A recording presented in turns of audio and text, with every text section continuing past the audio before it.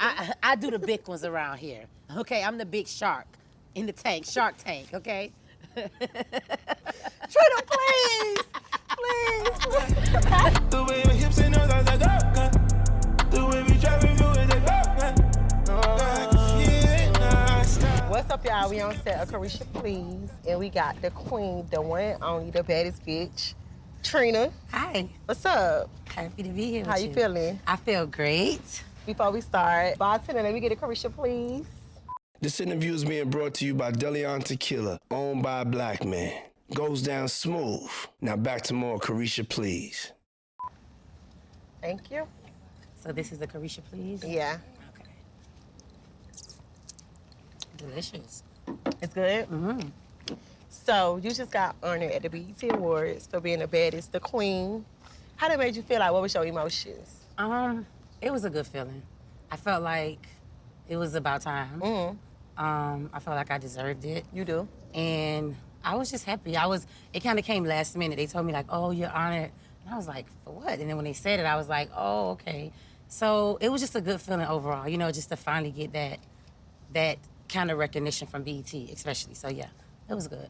Yeah, I'm glad you was able to like get your flowers while you're here because you deserve it. Thank you. And you've been doing it for 25 years Yes. plus. Yes. Like, how did you say so confident? Like, what gave you your confidence? I'm just always confident. That's just me. I think it just came from kind of just who I am, you know, just regular. And I was already confident before I got into the industry. Mm-hmm. So once I got into the industry, that confidence just like, it got bigger. Mm-hmm. And I mean, it was just a natural thing though, just to remain confident and just to remain like really true to who I am, no matter what. Whether it was good stuff, whether it was bad stuff, whatever, it was just like, just stay confident with who you are. Don't never let nobody break your confidence. Yeah, I just feel like we kind of like, that's how we is in Miami. It's a like, Miami we thing. just, Yeah. we real, like, in anything we do, we stand on it. You definitely stand So on I it. feel like once you get that, like, that power, it's just like, bitch, I'm really her. I'm her. And it I'm ain't her nothing that for could, sure. Yeah, ain't nothing that can, like, break our confidence. I feel like that's, like, what give me my confidence, just, like, where I'm from, and I know who I am. Yeah. So it's, like, me just being who I am now, it's just, like, what's up? You shows that. You show that. What's up? It's very 305. I love it. Yeah. So I wanna ask you something. Like, did you ever feel like you wanted to, like, change your appearance?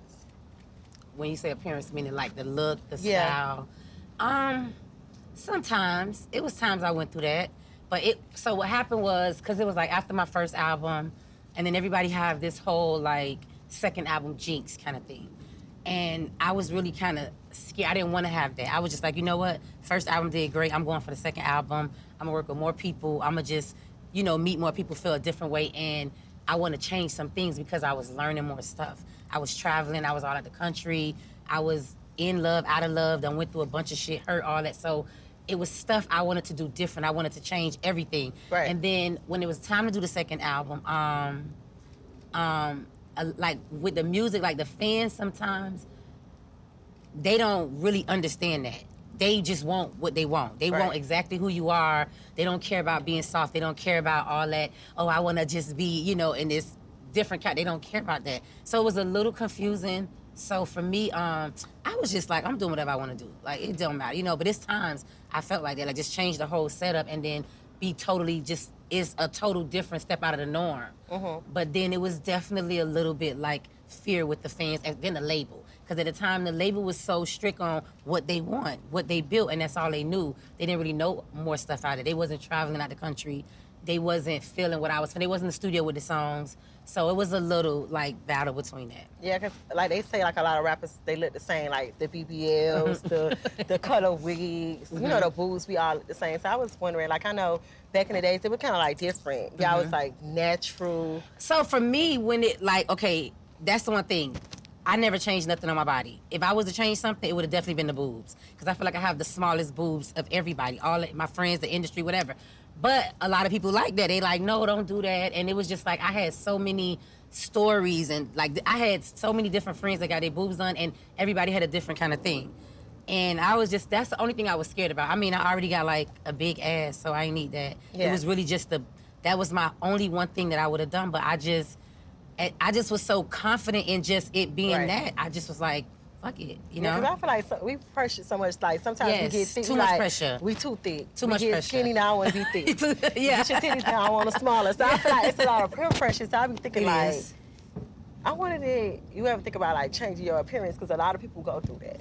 I did, well, the boobs was one thing for me. I just felt like, and not big, but I did want to go a cup size up. I Right. did. It was a real, at one point I was really like obsessed with it. And then, I had got scared. I was talking to somebody and they had got theirs done. And she was like, yeah, but you got to get it done every 10 years. And I was like, that's a no for Yeah, me. it's a If lot. I get it done then, that mean I'd have been getting it done again right now. I was Right. like, we're not doing that. So I think that was the thing that scared me. If it wasn't for that, I would have probably did it. One of my friends got hers done.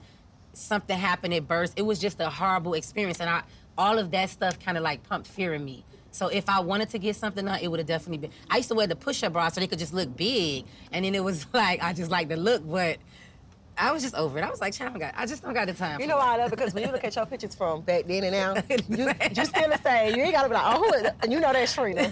Everything's still the same. Ain't nothing new. So I want to just get into like being a woman in the industry. Okay. Do you feel like girls that's like on the rise or they just get in the rap game, do you feel like it's important to like pay homage to the people before us? Like, do you feel like, you know, it's a new artist, do we have to pay homage? I feel like you should. I just feel like just as a girl, as a woman, as a respectful thing, because there's gonna be a girl come up after you. Right. There's millions of fans that love you. And what they take from that is, out of those millions of fans, how many of them may be an up-and-coming artist, a female artist, and they like, oh, I just love Caresha 20 years ago, and I'm in this vibe, and what do I take from that? I don't think I gotta respect her because I didn't feel like that. No, Right. It's a thing, like, because this is somebody you love, you idolize. That's like saying we don't pay homage to Janet Jackson or Whitney Houston or the greats that came before us. You do, because you love these women. Right. They paved the way, they've done so much. So when it comes to the rappers and females, I mean, I came into the game, it wasn't a lot of us. It was a few artists. And it was just one of them things, when you met them, it was like a respect thing, like, because you watched them, you seen them build on TV, you seen all the transformation they did. So it's an automatic, instant gratification to like, oh my gosh, you like, you know, you really inspired me, or I love what you done. That's just come from yourself as just being a great person on the inside. Right. It's not even like kissing ass, so I gotta bow down to somebody. No, but paying homage and like respect and just showing respect to just, first of all, another female artist that was before you that you really grew up listening to, or you may have been liking or dancing or whatever off their music. When you see them, why not? Yeah, why not? So how do you feel about like now it's like so many women like dominating the game, it's so many new female rap artists, like how do you feel? Like do you sit there and be like, wow, like what a time? Definitely what a time, what a time, what a time. Because it's always been a tour, it's always been guys. Right. It may be one girl on a tour or one girl on a feature, or it was the same rotation of us, you know?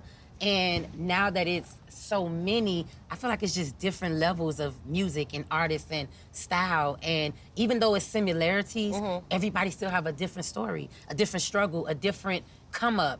Everybody wasn't out shopping a demo and busting down a record label though trying to get a deal. Like, I didn't get my deal like that, you know what I mean? So it's one of them things that when I look at it, I like it, you know? I just feel like, but it's women, and women are catty creatures. Very women catty. are very catty. They not, you know, it's a lot of guys, they may not even like each other, they don't mess with each other, but they could work and make money together. Women, this industry, women, that's not it. I feel like that's a real big problem. Like Huge. I just feel like women just be like, man, I ain't reaching out. Like it's just like a And why? It's an ego thing. It's a an catty ego- thing. it's But an why? ego. I don't know. Reaching out could be the biggest situation of your career. Reaching out could change your career. Reaching out could give you a #1 record. Reaching out could build a great relationship. Like, you just never know what happens when you reach out, especially if it's something that you really feel inside. Because a person can only do, say, one or two things, yeah or no. And even if it's no, for real, don't take it personal. If it's a no, it is what it is. It may not be the right time. The time may spin the block again. But as us being women, and the internet is just a craven thing, it puts that bad cast over it. And it just make it look like it shows what women are. Very catty, very insecure. You know, very insecure, very jealous. And imagine if you turn that into like more women that's connected. it's over for the game. Ashanti always talking about like men wanting exchange, like sex in exchange for like records and stuff like that. Did you ever experience that? Because I know Never. you grew up like around men, like, you know, came in the game with tricks. I came in the game I was intimidating. They didn't play with me. So I came in the game around all these guys. It's Trick, it's Ross, it's Plies, the whole group of guys. So I was thinking like a guy. Like I had my guards up at all times. And being around these guys, they did a lot. They did a lot of a lot. And I was like the girl that was thinking, if I wasn't in music, I wouldn't be here chasing y'all at y'all hotel room. I wouldn't be at the tour bus but it's girls that does that. So, but just seeing them do it, it irked me so bad. And so I would just that's what made me just be so like pro women. Like I just be looking at these girls like, girl, you beautiful. Like get it together, step it up. What are you doing? And so when it came to me, I just always had that aura. Like when I step into the building, it's like intimidation or respect. Because I'm not gonna play with you, so don't play with me. Right. And that's just how it is. Like I never met no producer that wanted to exchange sex for beats or records or whatever. And thank God I didn't. I know. Because I mean, that would have been a whole different beast of me, like just being crazy and cursing them out. Like, you know what I mean? So when I hear these stories, and I've heard it before, and it's almost like, ew. Yeah, that's like, I like, never experienced that ew. either, because I would go to fuck off. Yeah, like who are you? Like you want me to have sex with you for a beat? What if the beat don't even do good? Like, what the hell? Like, come on, like, come on. How you know this? How you know this gonna be the song? That's not it. Like, that's cringy. You know what I mean? That's corny. You know what I mean? That's just cringy and corny. But that's why I'm just happy I came up with like these guys. I stayed in my space and my lane, so I was able to always know how to like handle like the male industry. I was able to like be able to face them, and if it was coming to do a song or feature, whatever, that's that. And this is business, and business and pleasure don't always mix. Sometimes. It don't. Not really. Sometimes. Wait, but sometimes it. A little bit. You know why? Because I feel like, bitch, you know, man, fuck everything, okay? You pack this shit I up. don't care about none of that, no wrap. video, none of these bitches, none of that. Hello. No. But guys don't really think like that. You know what I mean? So for us, it's a more like, it's a different kind of connection, different kind of thing, different kind of vibe. Did it ever become a time where you like, because look back at it. Look back at it. That song right there. Little dick ass nigga, you better come down here. But look. So let me. Trina, hold on now. That's what separates you. I'm not gonna lie. When it comes to Trina, It's the talk, though. That's it's the talk. talk. That's the Miami. That's just because we from here. We got a different talk than everybody from every part of the South, even up north, whatever, West Coast. Our talk is different. Our slang is different. And like that look back at it song, that wasn't a song that I really wanted to even do. That almost didn't even make my album. Because that was the time when it was like change. That was like Nam Nigga on steroids to me. But truth be told, this is one of the songs that people love to this day right now. And when I was doing the song, it was like a trade-off because this was my album and I was like, this is the part when I was like, I don't want to do this kind of record. I got this beat and it was Killer Mike. I love Killer Mike. He's phenomenal. And I was like, okay, it's Killer Mike. I'm going to do it. But when he sent the record, I was like, okay, we finna do one of these Nam records. And I had did so much other kind of records. At the time, I was doing a record with Monica. So I had told the label, I'll do this record if I can do the Monica record. I want both the Monica records. So I kind of tricked them into letting me, because I was really trying to get like more of a different vibe, a little more melodic, just more talking slick. And that record just put me right back to where it started at. But it worked. Did you ever feel like, nah, I ain't gonna say that, it's too out? Yes. Plenty of times I said it. So what would happen is when I would do the records, right? And this is what I thought I wanted to say. Cause see, truth be told, when I do records, I'll think of what I would want to say. And then if I'm in the studio, they'll be like, but that's not what the people want to say. They want to say the nasty version. You got to be nastier. And I was like, damn. And it's coming from me, so y'all looking at me like I'm nasty. No, y'all are nasty. That's how I'll be looking at it, because it's like, it's not nasty enough. Right. Well, how nasty you want to be? And I remember I did this record and I had let Trick hear it. And I was like, Trick, his mouth, he just nasty. So I was like, well, let me just let Ross hear it. Ross is a little bit different than me. So I let Ross hear it. And then Ross heard it, but Ross kind of had the same reaction as Trick, but a little less aggressive. He was like, you could go a little nastier, but it's good.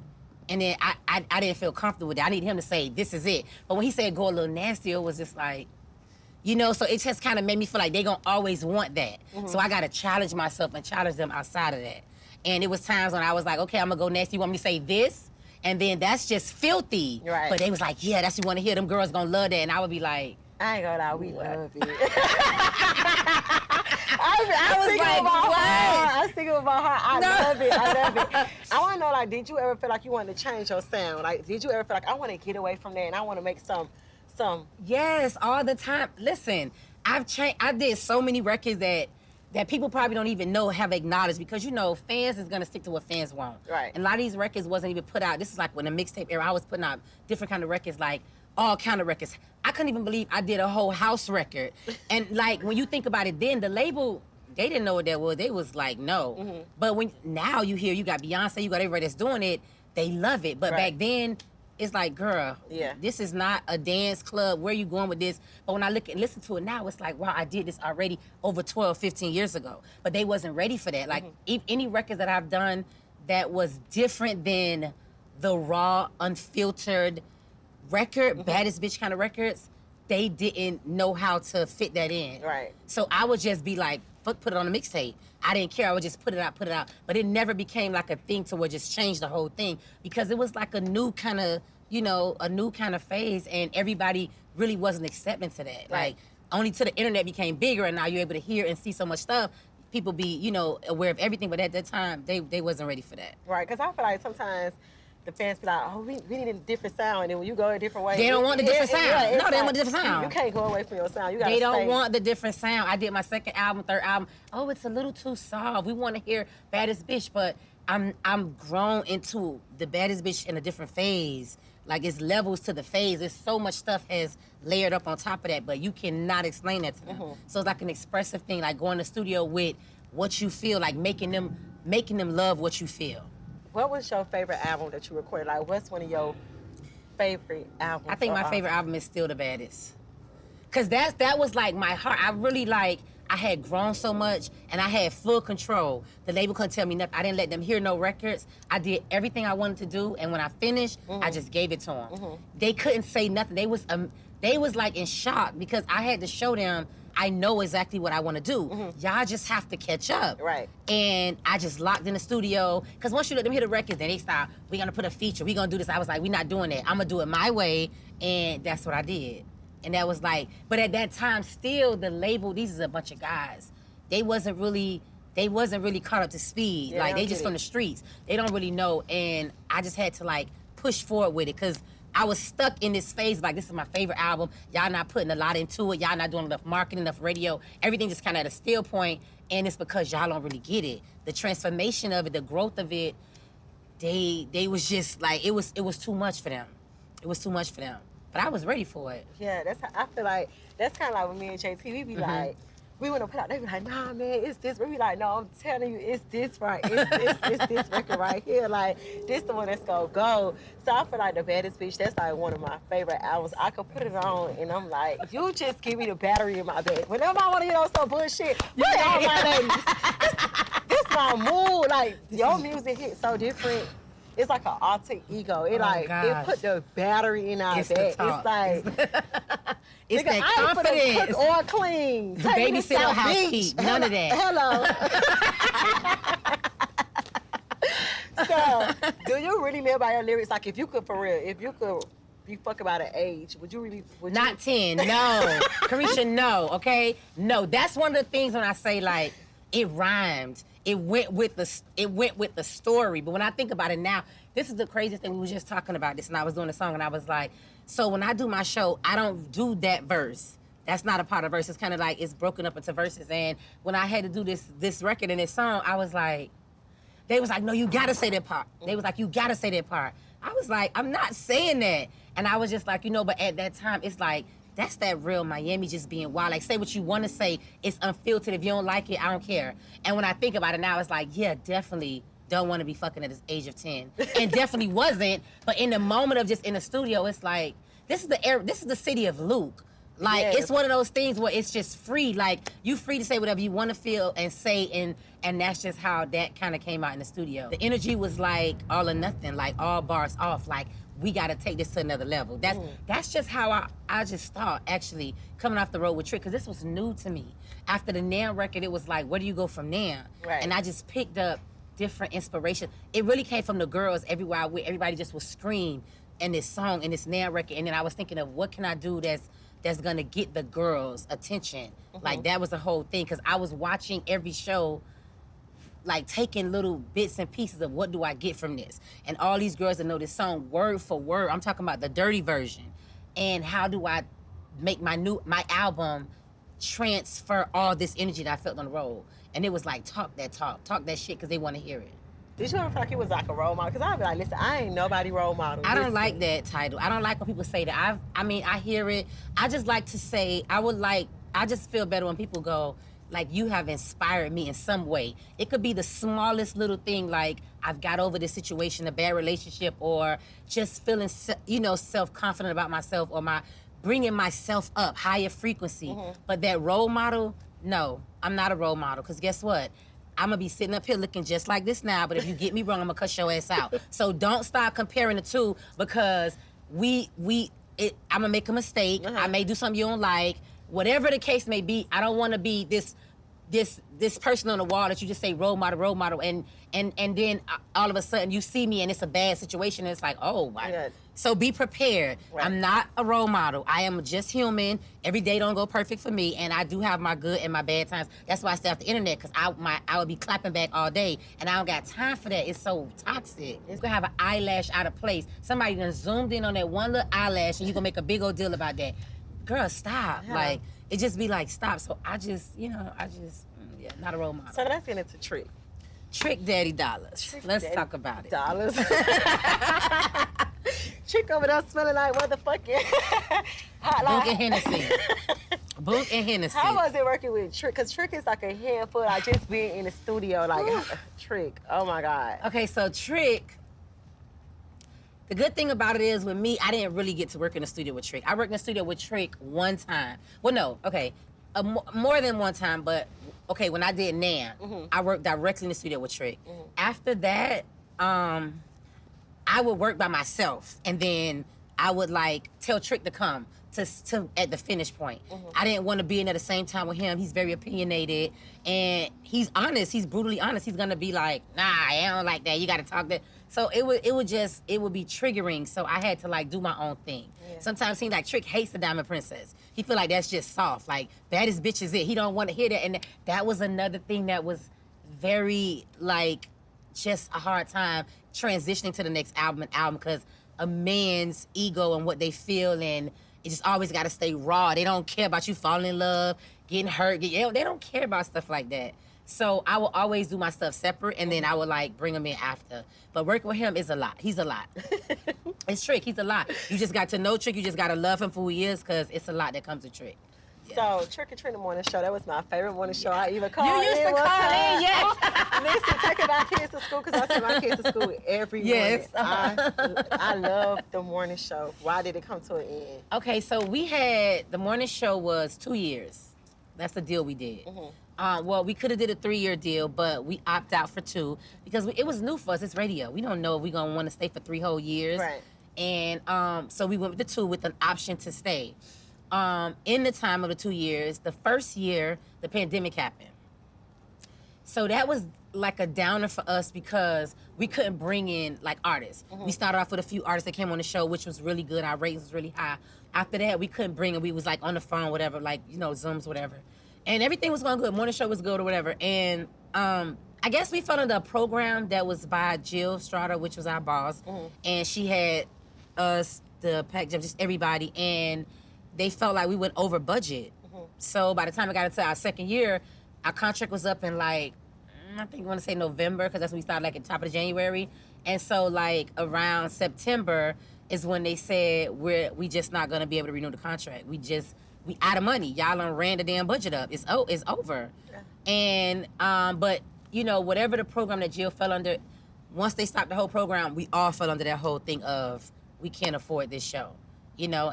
But it was a good thing. It was a learning experience. But it was one thing about it that I got a lot of respect for those that work a 9 to 5. A lot of respect. Yeah. Because just being an artist and just being able to have my own way, make my own money, do whatever I want to do, this was a privilege because it's still in the field that we do music. Right. But if I wasn't into music and I just had to regularly get up and go to radio, I wouldn't make it. Which had to be at like at 6 a.m., right? I had to be there at 5 because the show starts at 6. And I'm a person that gets up early in the morning. I get up at like 4 o'clock in the morning. But when I get up, my get up from 4 to 5 or 5:30 is my time. I don't want to talk. I don't want to answer my phone. Don't text me. Don't call me. I may post on my story. I may be in a vibe. I may want to post some shit, whatever I'm in my feeling, but that's Trina's time. Just because I'm up early, I don't want to be bothered. So getting up to get to that radio, girl. And it is like, it's radio, so it's morning, it's traffic, it's people calling in, there's questions. Every day I wasn't in the mood every day. Yeah. Especially because I work a lot. So the weekends, I'm doing shows. From the shows, getting to radio. Oh yeah, it was something else. I feel like you ain't play with Trick on that radio. I didn't play with him like at that's all. your personality. I don't play with Trick in life. Please shut up. Because you know Trick you just gotta include Trick. And Trick is very opinionated. He's gonna always say what he wanna say, and no matter what it is. And he know me. I'm gonna have something to say. You're not gonna just say anything. Right. I'm gonna have to check you because you still don't know what to say when it comes to women. Right. So I gotta be the one like, shut up. Shut up. You're very misogynistic. You very this and that. Like, just pipe it down a little bit. And even when he don't mean harm, it's just he don't know how to get it out. When he gets it out, it still come out wrong. So just be quiet. Right. Just be quiet, Trick. Trick, just be quiet, Trick. Just be quiet, Trick. I remember when me and JT had first started rapping. And, well, we had all made our song, Fuck That Nigga. And I was like, JT, that's called Trick. I was like, Trick, we need you to write us some songs. Trick was cussing us out. He had us at his house every morning cooking grits and shrimp for us, cussing us out, telling us we need to dress at Dickie. We need to go get us a Dickie set from the flea market. I was like, Trick, I'm not putting on no Dickie set. Eating booty gang and all that. No, nobody's not a part of the Eating Booty Gang. Nobody want to Trick, no. So I was kind of Trick. I was like, Trick, look, I need you to help me. I want the Trina. Where's you? Yeah. Did you used to tell that? Trick was sending us records and stuff. I was like, Trick, listen though, you ain't got no more. He's like, you got me fucked up. I remember he used to give me and JC money to go get us our outfits. He wanted to see our outfits. Oh my God. I remember we had one to go to the BET Hip Hop Awards. That's when we had first started rapping. We was like, Trick, please get us some tickets. Y'all wanted to go to BET? Yeah, Hip Hop Awards. That's when it was in Miami. When I did the performance with Khaled or whatever. Yes, Trick lied. Oh, Told us he was going to get us some tickets. Had us at his house. Oh my God. Trick, you foul for that. Had us at his house every day cooking comp fritters, sending us drinks. So while we finna go to the studio, he got the lyrics in the notepad. It was like a whole process with Trick. I was like, Trick, you know what? I cannot. Like, no, he cussing us out. I was like, Trick, you just a lot. I don't see how Trina did with you It's for a all lot. these years. It's a lot. We gotta have our little separation of space. I feel like we need to take a shot. It's shot o'clock. Oh Lord, shot o'clock. So I want a shot followed by a Caresha, please. Oh, that's a lot. Yeah, I like the drink. Okay, I like to feel it's good. time to get spicy. Thank you. Oh, wow. Oh my God. Okay, here we go. Shots. Salute. Cheers. Cheers. So I remember like growing up with you. Uh-huh. Not growing up with you, but you was taking me to the fair. I don't know if you remember that. I remember. But I remember that because I remember we went to the fair. It was like, we had Daytona bodyguards. It was like Laura. Yes. It was me. Like, everybody was like, Trina. I'm like, oh my God, my godmama is famous. Like, oh, I remember we took like a you picture. remember that? Because I would never forget that. Okay. It was like one of the moments I was just like, oh my God, like this is really my God, like this is really my life. Like, like we was at the fair, everybody was running up to you, had bodyguards. It just was like a moment I would never forget. I just want to know that you remember that. I couldn't believe when you first said that in public, like you remembered that. I didn't think you was gonna ever remember that. No, I remember that. Okay. I can never forget that. So when you first heard me rapping, and you heard me like, you know. How did I feel? Yeah. So here's the thing. So when I first heard your song, you and JT, I was actually in the studio recording my album. And there was a bunch of people in the studio. They came in the studio. They was like, you is not gonna believe this. And I was like, what happened? And mind you, I had just saw you prior when I was hosting a party and you came out, you and your sister. I remember. Right, it remember? Was in Davy. So after that, I'm in the studio. So they're like, you gotta hear this. You gotta hear this song. They was like, this is Caresha. I was like, no, it's not. It was like, no, it's Caresha. So I was like, I stopped the session, we put the song on. So when I heard the song, once the song finished, asked everybody in the studio with me. KD was in there, Reggie was in there, Alvin, everybody's in the studio. The first thing I said was, they gonna blow up. That's the first thing I said. I know. And why I said that is because, to me, personally, it was a true, like, authentic, original vibe. And that's exactly what happened with me and Trick. I wasn't going to, like, be a rapper in the studio with Trick. It's just Trick. Like, I'm thinking it's about to be, like, on Luke, Trina, it's your birthday. Just something quick and fun. Probably saying something slick to Trick or whatever. But when he goes, no, I need you to do, like, he didn't even say a verse. He was just like, I just need you to talk your shit. And I'm like, but where? And when he played the song and I heard the empty space and I was just like, oh, shit. So from that instance, and I'll never forget, once I did it, I left the studio after the whole big old debacle. The next day I was getting my feet done. This one guy who's doing my feet all the time, he was like the person who do everybody's feet in Miami. And nobody else had heard this song besides everybody in the studio with us. And I played it for him. He went crazy, right? And this is one of my gay friends, so he just went up. And when he went crazy, I was like, I'm gonna be saying that for real? He was like, he amped me up so much, like, before anybody had heard it. So when I heard the song from y'all the very first time, that's the first thing that came to my mind. Because it's always that instant gratification of the unknown, of, like, the next thing that's just like, what's the mystery? You look good, y'all from Miami, y'all gonna talk that talk. It's something about Miami that's just, it's gonna give it every time. You can't lose, like, it's no way. The language is too slick. The slang is too slick. The hustle is too known. Everybody you know is, from everybody you know is a hustler. Our whole generation, my generation, your generation, the generation before me, these are hustlers. Right. So it's no way to lose. And when I heard it, I said to them, I stopped my music and I said, oh, we got a problem. This is gonna be good. This is gonna be big. They gonna blow up. I told everybody that out of nowhere, because instantly it made me feel like when I did now. Right. Like, cause nobody was expecting that. What was so crazy was when we did Fuck That Nigga, I hate the song. I cannot hear that song because my voice was like, I was like, I want to sound like Trina, bitch. I want that voice. And I hate when my voice sound like that. It's your voice. So oh my God. When we did the song, we probably did the song like 18 times. Every time I was like, I wanted that voice because I was going for a Trina. Because when we did it, JT called me like, I want you to rap. I'm like, bitch, you want me to what? But I'm gonna do it. But okay, so we in the studio, and I'm just like, keep doing it in my voice. Every time I hear, I'm like, every time they play the song, we did it on tour. I told them, cut my part. I can't, the voice. Gosh. I can't, because that's what I was going for. I was going for the Trina sound. So JT, and it's just like still today when I'm in the studio, I'm like, it's your Trina. In the studio right now. I want the nastiest shit to say, and I'm gonna motherfucking say it. And I'm gonna say it. And that's just that, and I'm gonna eat, and I'm gonna deliver that. And that's what I be getting, like, sometimes, like I said, when I wanna get in my bag, play all my ladies, play something. Play something. I need to get in my bag. Oh my God, I gotta come to your session. I never saw this for myself, but when I'm in the studio, I think I'm you. I be like, you better get down here and do. You better get down here and what? And then you just be very coy, you smile and laugh about it, and just look pretty. Because it was so funny, because when I met Drake, right? Okay. We did In My Feelings, Drake sung the song, and then my first time meeting him was in Miami. He had like a little album release party. And the first thing he said to me, he was like, some girl that he was talking to put him on to the City Girls, and he was like, you remind me of Trina.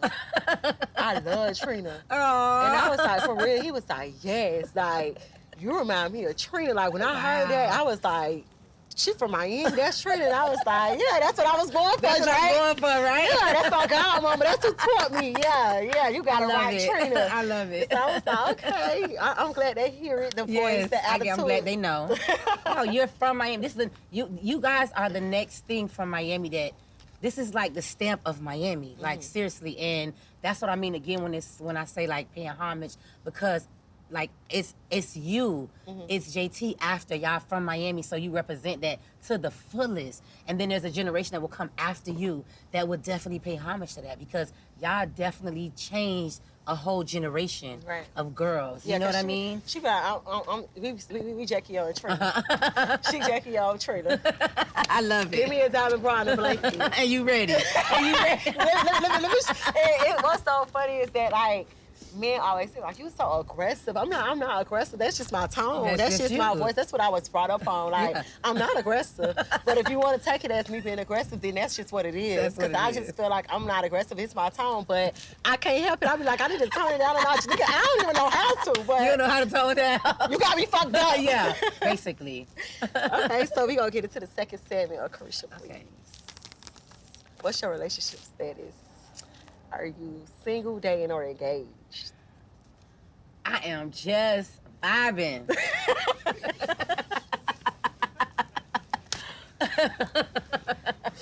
No, you know what? It's so much happened in this year. Like I just had to take a break just from everything and like just kind of like I just needed a break. I just need to just focus on me. Like I didn't want to date. I didn't want to be engaged. I was engaged in a whole relationship and so much stuff happened. I can't function on that. Like I don't know. It's me. Like when stuff happened, I just kind of lost focus. You know, like I had a lot of stuff that happened that was very hurtful and very like it took everything out of me. I don't feel like I could give my whole self to somebody and I'm just feeling like that. I needed moments and times. I was like, yo, I just gotta fall back real quick just to make sure I'm in the right space. And it's not about being in a relationship, because being in a relationship is a commitment and I'm committed, but like I'm not committed to nothing. I'm just committed to me because I wasn't in a happy space. Like everything happened just tore my life apart. So that's the only thing I could focus on, honestly. You know what I mean? And I know sometimes I be feeling like it's a little selfish, but sometimes you gotta be selfish with yourself. Like in order to regain who you are and like, you know, just to like reset, kinda. I felt like just being in a relationship at the time, you know, when stuff happened to me, I like checked out. I checked out from the relationship. I checked out from everything that was around me. And I was just like, like I can't even give, I have nothing to give. Everything seemed like it's been taken away. So I just need a second to like figure it out.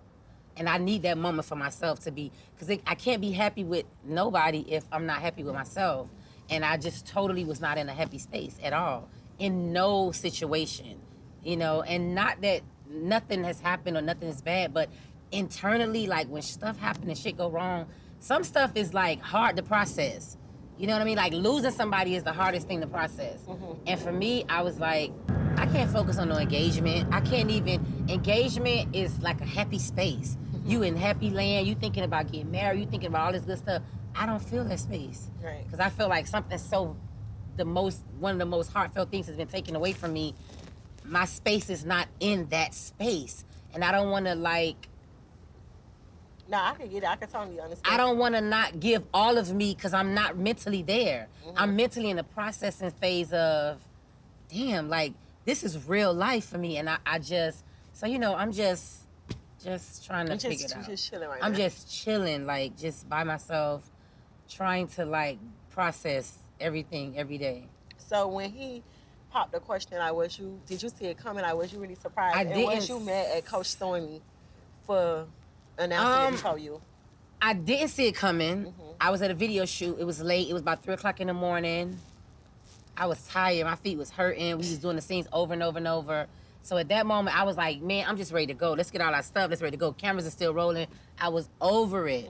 And so by this moment, then it's like, let's get married. It just happened like out of nowhere. And I was excited. I was real excited. I was like wow. I wasn't expecting it. I was so drained though. I didn't take it all in. Like maybe the next couple of days I took it all in, but like immediately after that, I went to work, to radio. And I was on the phone talking to one of my friends and they was on a live and happened to be on live. And I don't remember if they was on live and Stormy got on the live. I don't really remember how it kind of happened, but I was just like, it was one of the things like I didn't want the world to know right now. Like, you know what I mean? I didn't even process it. Right. People was calling my phone and texting and whatever. But it was like 3 in the morning I left. By the time I got home, it's like 4:30, almost 5. I'm asleep. It's time to grab my stuff and go to the job. Right. So I'm still like with the makeup on from the video shoot. I'm gonna put on my pajamas and my flip-flops and I'm just in like over it. So when that happened, I was just like, I think I was just kind of over it. I was blown away. I was just going with the flow, but I'm not a person that even really do all the showboat thing. It is what it is. I feel like the more you tell people, the more they ruin it. Everybody's not really happy for you as you think they are. Sharing everything with the world is not the best thing. Unfortunately, we live our life in this, so everything is kind of exposed. And I just feel like if you see it, you see it. It is what it is. You're going to see it. I'm going to make sure you see it. Hello. But I don't even really got to say too much because I'm that bitch, really. You're going to see it. And I just leave it like that. I don't want to have to talk about it and say, it's not important to say I'm doing X, Y, because if I was getting married, I wasn't going to be there anyway. So, so what was the point? Like, it was really one of them, like, I'm more like, I've grown to the phase of, like, the real private. Everything I want to do is private. Even if it's like a little get-together, it's just a who's of the private. Right. Because everything else becomes a lot. We already got to perform in front of the world. You got to do so much in front of the world. Like, it's certain, my best moments is when it's not exposed on the internet, when nobody knows about it. That's when I have the most fun. That's my most memorable, fun time. So for me, I don't really care for I wasn't really too pleased by it, and I didn't say much after it because I don't really think it's nothing to talk about. Everybody want to get the story, but what's the story? Right, I'm just like, engaged. it just happened. Like, can I get a chance to like Process it. Yeah, I mean, I was getting calls the next day like, "What color's the wedding? When is it gonna be? I want to make sure I get my ticket." Wait, what? It started moving so fast, and then I kind of shut down from all that. Yeah, and I was like working, so I need a moment. I haven't even soaked it in. When I did soak it in, I was happy. I was real happy, and then tragedy, and it was like that just ended the whole happiness. You know, just for the moment of what I was feeling, I can't focus on that when I'm just in this space. I gotta get out of this space. Yeah, and then move forward. It's really hard to like be going through a tragic time and try to focus on a relationship. You can't. I think what you said was very important because I felt like I went through that in my relationship when my baby father died. I was in a relationship and it was so hard for me to like mentally just focus on my relationship because I'm like grieving. I'm going through a whole process. I'm trying to process what's going on, but still, you know, be a Trying girlfriend. to be there to and the just, person that you with. You know, like mentally. Yeah, it's hard. Be on the same page as you, but it was so hard, and I just felt like it was one of those situations where I felt like I don't want to be in a relationship right now. Like I'm going through a lot. Like I'm trying to be here for my son. I know you're trying to be here for me, but I just need a moment. I just need a break. I just need you to go catch a flight, go be with your family while I just cope with this moment. It's a moment. You gotta kind of. It's no words. It's nothing nobody could say, or it's no words. No matter all the love and support, it's still like a null and void. It's a dark space that's never gonna go away. Yeah. And you have moments where you sporadically go into that space, and then you have a son, and your son is the spitting resemblance of his father. Right. And his father is completely active in his life. Right. It's not like he wasn't around. He's there. That's all his son knows. Your son knows is his dad. Right. So now you have to prepare a whole mental space of, I gotta cope for myself, right, but I gotta be stronger for him to keep going and pushing him and be able to someday explain it thoroughly because he really don't understand. Right, because I remember when it was like a time where I just wanted to like bust out in tears, but I didn't want to do it in front of my boyfriend because I'm like, he gonna be like, yeah, fuck you crying for, but you don't get it until you in that situation. Until you're in that situation. And I felt like it was like he was trying to be there for me, but at the same time, I could see that it was like bothering him because I was like fucked up. I can imagine. It was just like I get in my car and just go for a drive and I just cry in the car. Somebody you grew up with, somebody you know, like it's a lot to deal. It's a lot to process, and it's never gonna be. It's never like it's never a phase where you understand. It's still always. I can't believe like. Right, you can hear a certain song. And I can't believe it. Like you could just look at your kid and say, I can't believe it. It's just, it's a thing that's gonna go with you for the rest of your life. I feel like that was like very important that you took that time off to just focus on you, your feelings, and was selfish and to put yourself first because it's a lot. I had to. It's so much to where like you just in your mood, like you just don't want to be bothered by. You just need time to just like it's a process. It's a process. It's a real. I go through it every day. And you want to know, they say like time make it better. I feel like, well, with time, it make it worse. No, time don't make it better. It don't. I hear people say that like it's the time. It's one day at a time. That doesn't make it better. It doesn't make it feel better. Mm-hmm. It doesn't make it any lighter. It's just one day at a time. Your mind processes strength of trying to deal. Right. Again, we could be having this conversation now. You could leave here, go in the bathroom, and have a moment and cry. Right. I do it all the time. I get in my car and be driving around. It could be a song. I just start crying. It could be anything I see, and it's just a trigger. But it's never gonna feel better. It's just one day at a time. You try to find a way to like deal with it. Yeah, because for me, I like count about the holidays. I be like, and the holidays is gonna be the worst. Christmas coming, Christmas, Thanksgiving yeah. coming. So I feel like with time, it get worse for Yeah, me because I'm yeah. like, damn, my son turning, he about to be 10. Yeah. It's about to be another Thanksgiving. It's about to be another birthday. Christmas, so another I feel birthday, like it was, another day for his dad's birthday. All that stuff that's your life, Yes. and you gotta go through that until he's old enough to carry himself. Because right now you're carrying it for him. He understands, but he don't really get it like you understand. Right. And you know, I mean, he could be grown, 16, 18 years old, and then he may have different questions to ask you and trying to figure it out because he don't know. Right. But that's a lot that you got to carry all these years to make sure he's okay. So while we're just on the topic of like grieving, how are you missing me? Like, I'm just in a space to where it's just one day at a time, honestly. Because some days I just be okay. And then some days I be totally like torn apart. Like I be waking up like, am I in the Matrix? Like this shit can't be real life. Like it doesn't make sense. Like make it make sense. And then sometimes that shit just really, it could mentally disturb everything you believe in. Like you could believe in everything and then all of a sudden it's like, to the most high, I got so many questions. Right. They say don't ask why, how? Right. How can I ask why? Because I need to know and understand. And it's still like, it's a process. Right. Day for day, you could cry, you could scream, you could yell. It just comes to the process of everyday healing. Nothing, nobody could fix it. The friends, the family, everybody in the world could support, but mentally in your mind, you've already processed a certain hurt. Right. And that hurt is like embedded, and every day you're gonna feel that hurt, just by everybody around you that's affected by the hurt. That's how I feel. So for me, I haven't processed at all. I'm still like, I be still waking up like, I feel like I'm in a bad dream. And it doesn't seem reality to me. Like, you know, my grief is coming from like, this is a kid, somebody that lives with me. So every day I gotta look upstairs and see you not there or know you're not coming downstairs ever. What process is that? Right. How, like, it's hard. I'm scared to walk upstairs and walk by the door. I just want to peep in and just see a shoe or something, but I don't have the strength to do that. I just really don't. I don't.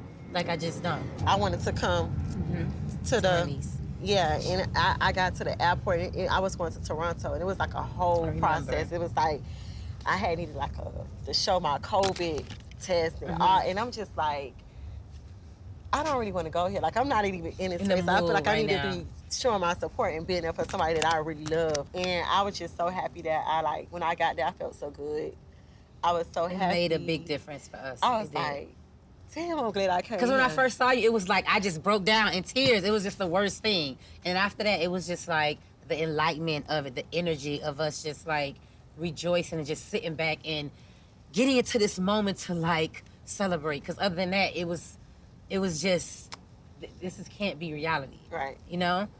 And just getting out of the reality of it and getting into a moment of like, I know my niece, I know what she wants. This is her celebration would be. She would be so lit right now. Caresha's here. She would be upside down. Like, what? I remember when I came to your party. Yes.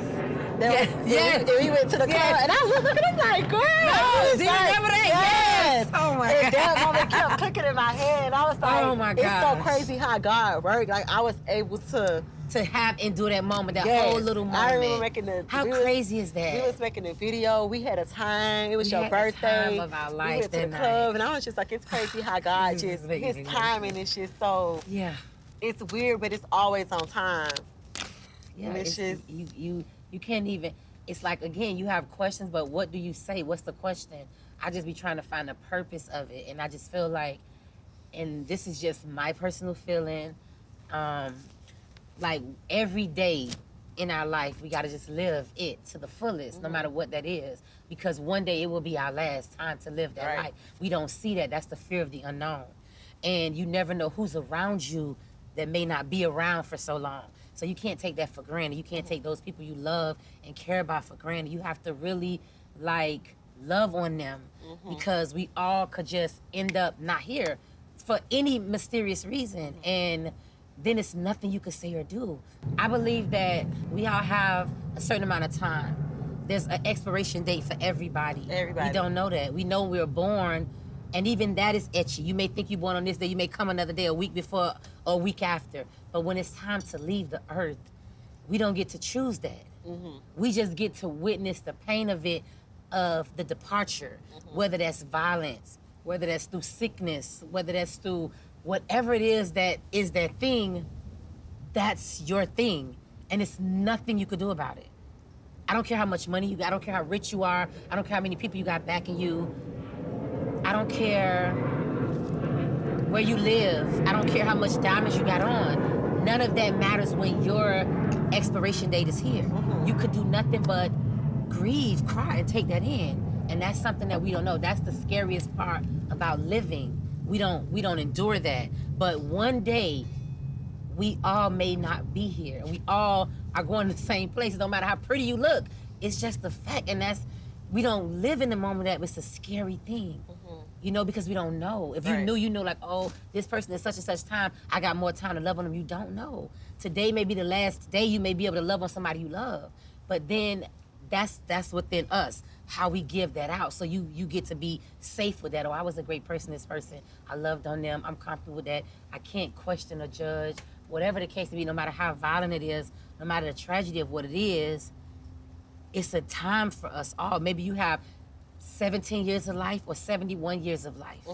Maybe you have 3 years of life. You could be 3 years old and somebody's kid is gone, or you could be 30 years old and people are always screaming, oh, you're this, your age, and it's old, whatever. Some of y'all not gonna make it to 30. You're not gonna make it to 40. You're not gonna make it to 50. So the getting old, whatever, you wanna be able to get older. Yes. You wanna be happier for that, because when you look around now, come on, like, people are just leaving here like 40 years old, like 30-something years old, 34, with disease, cancer, which is that's the worst thing I just think is created in the world. Yes. Like, I just don't really even and yeah, we are not here because of it. And then what? Like, how? You know, like, but then that's the time that you were given to be on this earth, so you better live the best of it. And I just could truly say, like, just from, like, Sugar, 17 years old, lived a life of 71 years of life. Yes. Her life is lived upon is more than the average person you know. Is that the time that you had to be here, you had to show me so much and be on this earth for that time. Because other than that,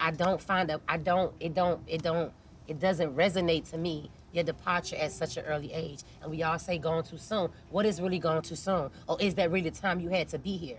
That's like a child not being here and being here for 2 years. And is it right for them to go, or somebody lose their child at 2 or 3 years old? No. But was it a time given for them? It's hurtful in all ways of seeing it, but it's what it is. And it's, are you ready? Because that's the real key. It's not about what happened. Are you ready when it comes to your front door? Okay, let me just wipe my eyes and just take a shot. Let's shot o'clock. Yes, we need shot o'clock right now. Let's just change the whole subject. Oh, it just gave me the chills, but it's the truth. So we gonna just lighten it up, have some fun, and Okay. just go into a whole different. Yes. Take a shot. Shots. Take a shot to life. Like shots. Salute to life, to us being here. So kids. Kids. That's another thing. Go ahead. Say what you gotta say. So everybody wanna know why Trina don't have kids. Did you never not want kids, can't have kids, or you never felt like a man would like birth you or your kids? Like, Well, after 3 miscarriages, I would have had 3 kids. That was a lot for me. yeah, A miscarriage. I mean, the first one was, I don't think I really understood it too much. I was younger. But then once I got older, and then there was the next one, I was just like, okay, what does that mean? What does the miscarriage mean? Like, I just didn't really get it. And then it just became a point to, like, 3rd miscarriage. I was like, okay. yeah, And it was like, what's the problem? Like, and then when my mom got sick, honestly, I just went into this phase of, I don't even want to have a kid and my mom is not here. Like, yeah. how do I raise a kid without my mom? Without a grandma. Like, the grandmas that we had, how? I don't know. That's not the happiest thing for me, honestly. Yeah. Even to this day, still, I'm thinking about maybe I got like 2 years left to have a kid, maybe. In my frame to me, I feel like I'll give myself 2 years to have a kid. Do you want a kid?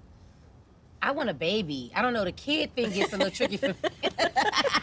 When they turn into the kids and they get no. Baby's so Baby is so sweet. They got this sweet scent, and when the kids start talking back, and the talking back and tearing up stuff and writing all over the sofas and ooh.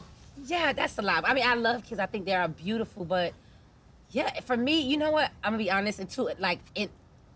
Having a miscarriage, I was in a relationship, so that was like family planning. I was planning to have a kid. I was preparing for that. I was happy in that element. And then it just didn't happen. Once my mom got sick, and then that was that. I was just like, it totally just, it was. Changed the outlook. It was just like, maybe. No, I'm going to be honest, it did. It really did. Because I felt like I learned a lot from my mama. Like, that was the epitome of life to me. Like, that's how I learned to be this person I am. I don't even feel like I'm equipped with everything that she gave me for a kid. Right. I'm gonna give the kid half of what my mom gave me. Yeah. I'm not even half as gangster as her. Like, she was just totally another level. So I always think of that, even though I feel like I'll be a great mom, I feel like I could do my part and my best part. But I think after the miscarriage, so I became depressed a little bit by it. Miscarriages are real. Like, it really puts you in like a, I don't think men realize that. yeah, a deep depression. I think men realize it's something, you know, they feel sorry and you get over it. But for a woman, it's a mental setback. It's a mental thing. Because I don't know if for me, I think I was blaming myself. I felt like I was overworked. I was overstressed. I just felt it was a lot. I weighed it heavy on me. Yeah. I took all the blame. I didn't even care. The doctor said it's not your fault. I didn't care. Like, that didn't register. Like, what you talking about? I don't know, because what you saying this, but in my mind, this is happening, this is not happening. So I just felt like it was my fault more so. And then it was just, I don't know, I just became discouraged more so. And I drowned myself into work more so than thinking about a kid. Right. You know, when I was in a relationship and I was thinking of family, then it was a kid mindset. Yeah. After that, it was just like, let me get to this money. Yeah. And let me work, because I can't let the miscarriage of not having a kid depress me. I don't think people really understand that. Yeah. That's the reason I work extremely hard, because if I sit home every day, I don't even have to work. Like, for real, I could just really kick back in the island and vibe. Yeah. But then I get bored. I feel like work can keep our mind off things. When It keep you moving, and you don't have time to think about the dark spaces. Yes, that's what I like about working. And if you really, like, has been through something now and you're grieving, like, if you stop working, I don't care how much money you making, sit home and not work and see where you go mentally. Depressed? Exactly. I try to explain to people, the working keeps me innovated and motivated to, like, it kind of just stops the time of what you're thinking about. Right. You always have the thoughts, you always feel away, but it kind of not, you ain't dwelling on it. Right. Otherwise, I'm sitting at home standing still and, like, dreaming, thinking about my mom, thinking like, my mind is going into spaces that it's dark. Right. Like, I'm getting angry, I'm mad, I want to call, I just be going there. Like, really, I be going there. Yeah. So when I work, I'm traveling, I'm trying to occupy my time and my mind with other stuff, 24/7. Let's talk about dating in the industry. Dating in the industry. Yes. Would you prefer somebody that's famous or non-famous? Like, when it comes to, like, dating in the industry, because it get tricky. It's a lot. Famous. I know that's right. Okay, because I'm gonna be real. We not finna tiptoe around this question. When I say famous, meaning somebody that is worth your value. You put yourself in a situation, you make your own money, you get up every day, you show up for you look as good as you look. You should have somebody that's on your statue. You should have somebody that's able to represent yourself.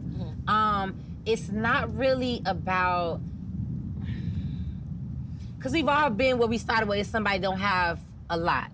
But if you got somebody that you're building with and you're willing to build something with, then go for that. If you got somebody that's famous, then you go for that.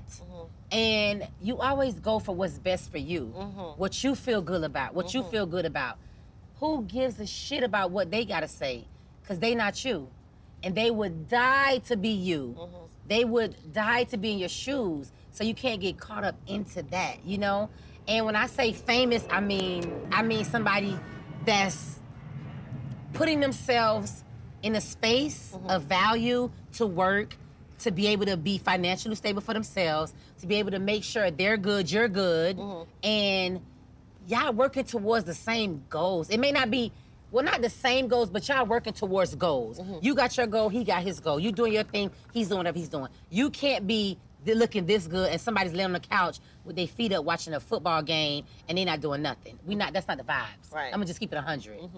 If your feet is up watching that game, the vibe is up. Because now I'm aggravated. Now you're very aggravated. Let's be penthouse skyscraping. Otherwise, we're not doing that. So that's what I'm saying. Like, in order to be comfortable and happy and like to be in the vibe of what you feel you worth and what you're working hard for, you want somebody to match that. Yeah, you want somebody to make you feel good. Feel great. Feel really great. Return feel beautiful. Energy. Yeah. Exactly. And make you feel like you that, because otherwise, what are you doing? Yeah, like, what we doing? Nothing.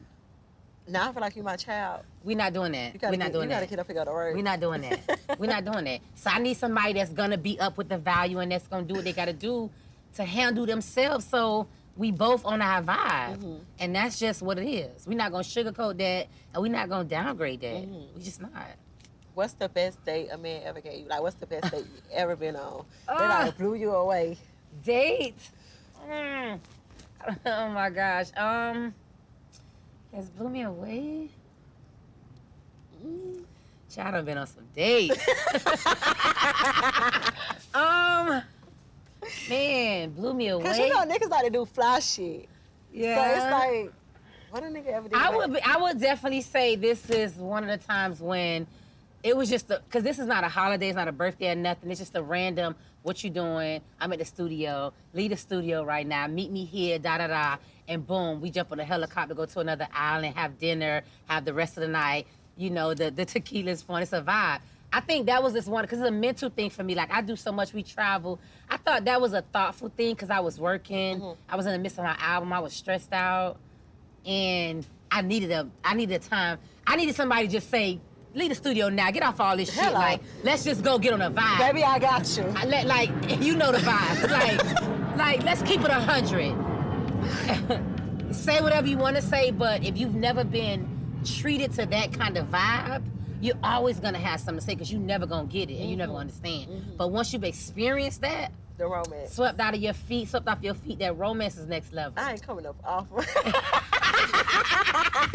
You better not. You better not. You better not. You know what it is? Because it's all about you. You put in what you want to put in. You give what you want to give. You control the narrative. I think for me, I just feel like I'm young and I'm having fun. And when you are like, young, somebody that's just like winding down on you, it's like live your best life on a different level. On a level that you never had. I come from Miami. So I'm used to like the club days, the hood, nigga, you used to fries. Yeah. So when I got a person just a jet picking me up and it's like flowers on the jet and now I'm landing and then like I got an island to myself on my birthday. It's like, why not? What's the drone? What's the drone? You gonna say no? Why not? Hello, look at you. You deserve that. So, how would you deal with, or how, if you ever dealt with like infidelity publicly? Like Yes, how you sir. deal Let's with get it? into some questions. How you deal Okay, with so it? let me explain something to you. Okay, so here's my thing. Depend on the situation. I've been in a situation before. We were just on a different type of vibe.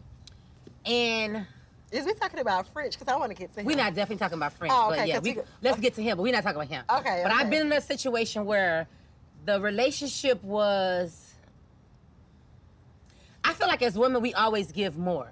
We gonna, if it's something you want to do and you like, you're gonna always validate your set. You're gonna let it be known, like, I'm Caresha, I'm that bitch. That's just what it is. Now, in this relationship with me, I felt like that. It was being like, everything you want, the world is yours vibe. And he had a lot of stuff going on outside of that. But I knew that. And it had nothing to do with me. And I was okay with that. I was young, I didn't care. I was living my best life. I was having fun. You're not in jail. You're not chained down. Nobody owns you. Live your best life. Yes. Okay? You only get one chance to live it up. Why not? That's the life I lived. We had this understanding. So you're a grown man, grown man. Yeah, in the situation I am now. Like, Okay, well, it's you're a grown understanding. man. When you're a grown man, you call the shots, you feel whatever. If you're a woman, you young, you pick and choose what you want to deal with and how you want to deal with it. Nobody could ever play you. Only you could play you. You never gonna get played. First of all, you born and raised in the county of Dade. Let's start with that.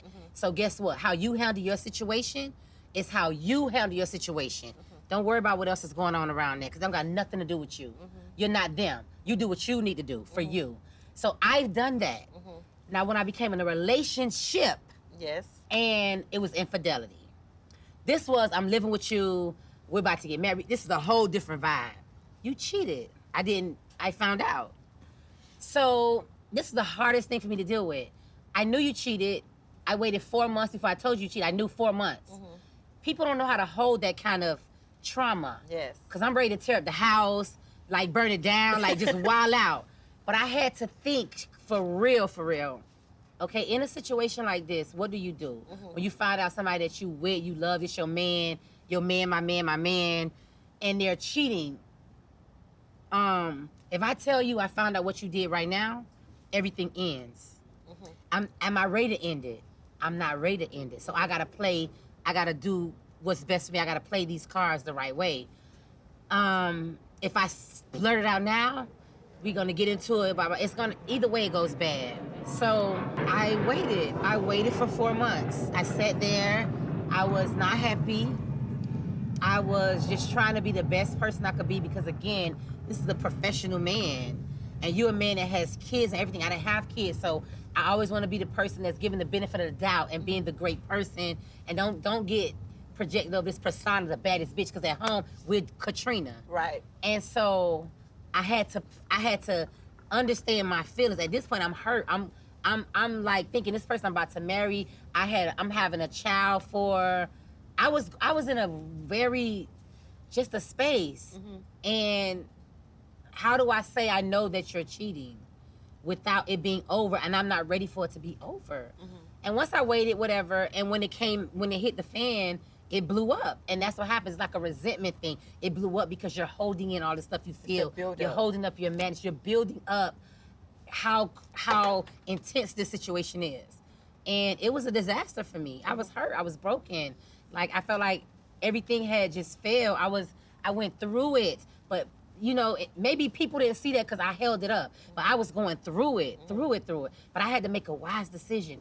Do you go through it and go crazy and say what you got to feel now when you end this now and you're not ready to end it? Or do you give yourself time? Because when you know when you're going to leave, you're not coming back.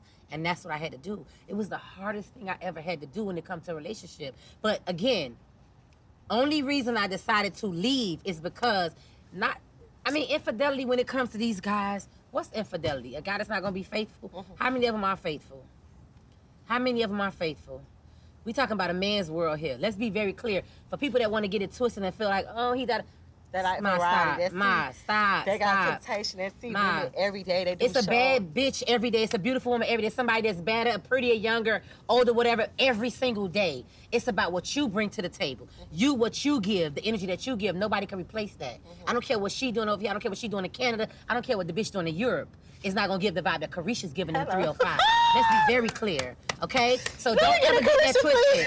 Let's be very clear. Don't get that twisted. And you can't control what a man's gonna do. Don't even ever try to fix yourself to do that. Let them do what they gonna do so you could actually see what they wanna do. And that's just the end of that. And whatever it's gonna be, long as you know you provide the vibe that you provide, they gonna always come back. If they ain't come back, it's hard to find another vibe. if they it ain't no other vibe. Just believe that. It's not another vibe. And if they ain't provided, it's hard to find that vibe. So once you know you put that out there, you already know what it's gonna be. Whatever the story gonna be, they coming back for whatever reason they coming back for. It's up to you whether you decide I'm dealing with you because we're on this vibe. We on whatever we on this kind of time. If you gonna do your thing and do X, Y, Z, whatever, I'm not, that's on you. Yeah. That's you. Do your thing, baby. Have fun. Live your best life. You're not in prison. I don't want you to be in jail. I don't want you to feel restricted. Yeah. I don't want you to feel chained down. I don't want you to feel nothing. Live your best life because I'm going to live my best life to the fullest. I'm going to make sure you see it. I'm going to make sure it's already taken care of. I'm going to make sure it's well done. Do what you got to do, but just make sure this right here is looking great. And that's the end of that. And that's the end of that. It's nothing else to say about that. Yes. We're not talking about, we don't have to explain anything to anybody. And that's just that. We don't have to go back and forth. We're not doing that. Everybody have their choice of what they want to do and how they want to do it. And some of y'all and most of y'all is not even doing it at all. Y'all not even doing it. So we not even gonna get into those things. So let's stay with the security. We secure over here. And it is what it is. Like in this industry, these guys, like you respect somebody for what the energy and the respect they give you. Not because you mess with this person, or you cheat, or you do whatever. That's on you. That has nothing to do with me. That has nothing to do with me. We're not married. We don't sign a piece of paper that you owe me. I'm never gonna do that. Right. That's not our tie. So do what you gotta do. You're not in prison. I'm not your parole officer, your P or any of that. Live your free life. Cause guess what? Caresha gonna live hers, and I'm gonna look good, damn good doing it. I'm gonna make sure you see it. And that's the end of that. And there's no other vibe like the Caresha Please vibe. So go ahead and live your life, baby. And that's the end of that. Oh, and we'll see you when the gifts are rolling. What's up? Next. For real. So we gonna get into the smoke. Okay. The smoke it's real smoky. Oh Lord, smoky time. So do you want to do a shot or you want to just get into the smoke? Let's do the shot, because I'm gonna need a shot. We're gonna take a shot to the smoke. Okay, shot to the smoke. Ooh. Caresha, please. Jeez. Okay. Smoke time. Lil Wayne or French Montana? Lil Wayne. Why? Totally two different people, two different artists, two different totals, whatever. I was engaged to Wayne in a whole real relationship with Wayne. That's a whole different phase. Like, and me and French, we were friends, so that's a whole different situation. And Wayne and I had a total different relationship. Totally different. Ex Lil Wayne, who the 5-star bitch is? We had just a different relationship. Like, Wayne is just a great person. Like, he's just a real great person. We had no issues. It wasn't he's a cheat. It was never nothing like that. We was just young. I was young, he was younger. And it was just one of the things like, that was just a lot. It was legendary. It was a lot though. It was legendary. It was a time. That was out of Black History Month. I'm gonna just let you know that. And so see, but with that being said, it's one of those kind of things, that was a lot of pressure on us. You know, just being like in that moment, in that time as well. And, you know, Wayne's just a good person. Like, he's just a great person. He's just a great human. He has a great energy, great heart, great spirit, all that. I got mad respect for Wayne. Like, totally mad respect. So let's just talk about French. So when he felt like he was doing his big one or whatever he thought, like how, because I remember I was one of the ones that was trolling his ass like, I love you. Hey! Trolling his ass. Don't motherfucking play. So, he thought he was on his big one? I don't know what he thought. I was just thinking maybe that's what he thought. It wasn't big enough. Yeah, it wasn't giving that. It's not giving now. Yeah, I was just it's not thinking, like, maybe lasting. that's what he Did it thought, last now? You couldn't have thought that. But did it last you now? Couldn't have thought you was Are we here side. now with it? Are we here with it now? I think we probably forgot about it. But I mean, let's just say, like, don't get me wrong. French is a cool person. Like, me and French had a great relationship, like a great friendship. I learned a lot from French. Like, he's just a different type of individual. But when he thought he was on his big one, it wasn't big enough. Not for me. I'm the wave. I'm like the wave of the waves. So I let you do that, and that's cool. because we're not in a situation to where I own you. I gotta say what you can or cannot do. You gonna do that, then move. That's why you moving. I'm gonna move out the way because I'm just that bitch for real. And I'm gonna watch your whole shit crumble down because it's not gonna go. But how long is it gonna go? And it's over. And I'm still that bitch. So we're not doing really.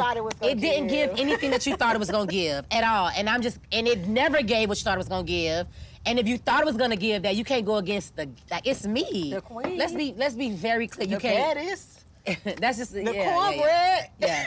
They know the vibes. They know the fucking vibes, though. You know the vibes. They know the vibe. You thought you gave your big Don't one. cross that you bridge. Didn't. You crossed that bridge out there like. You ain't crossing the bridge. Like, you came across the bridge because of me. Hello. I am the vibe of Miami. Let's be stripes. very clear.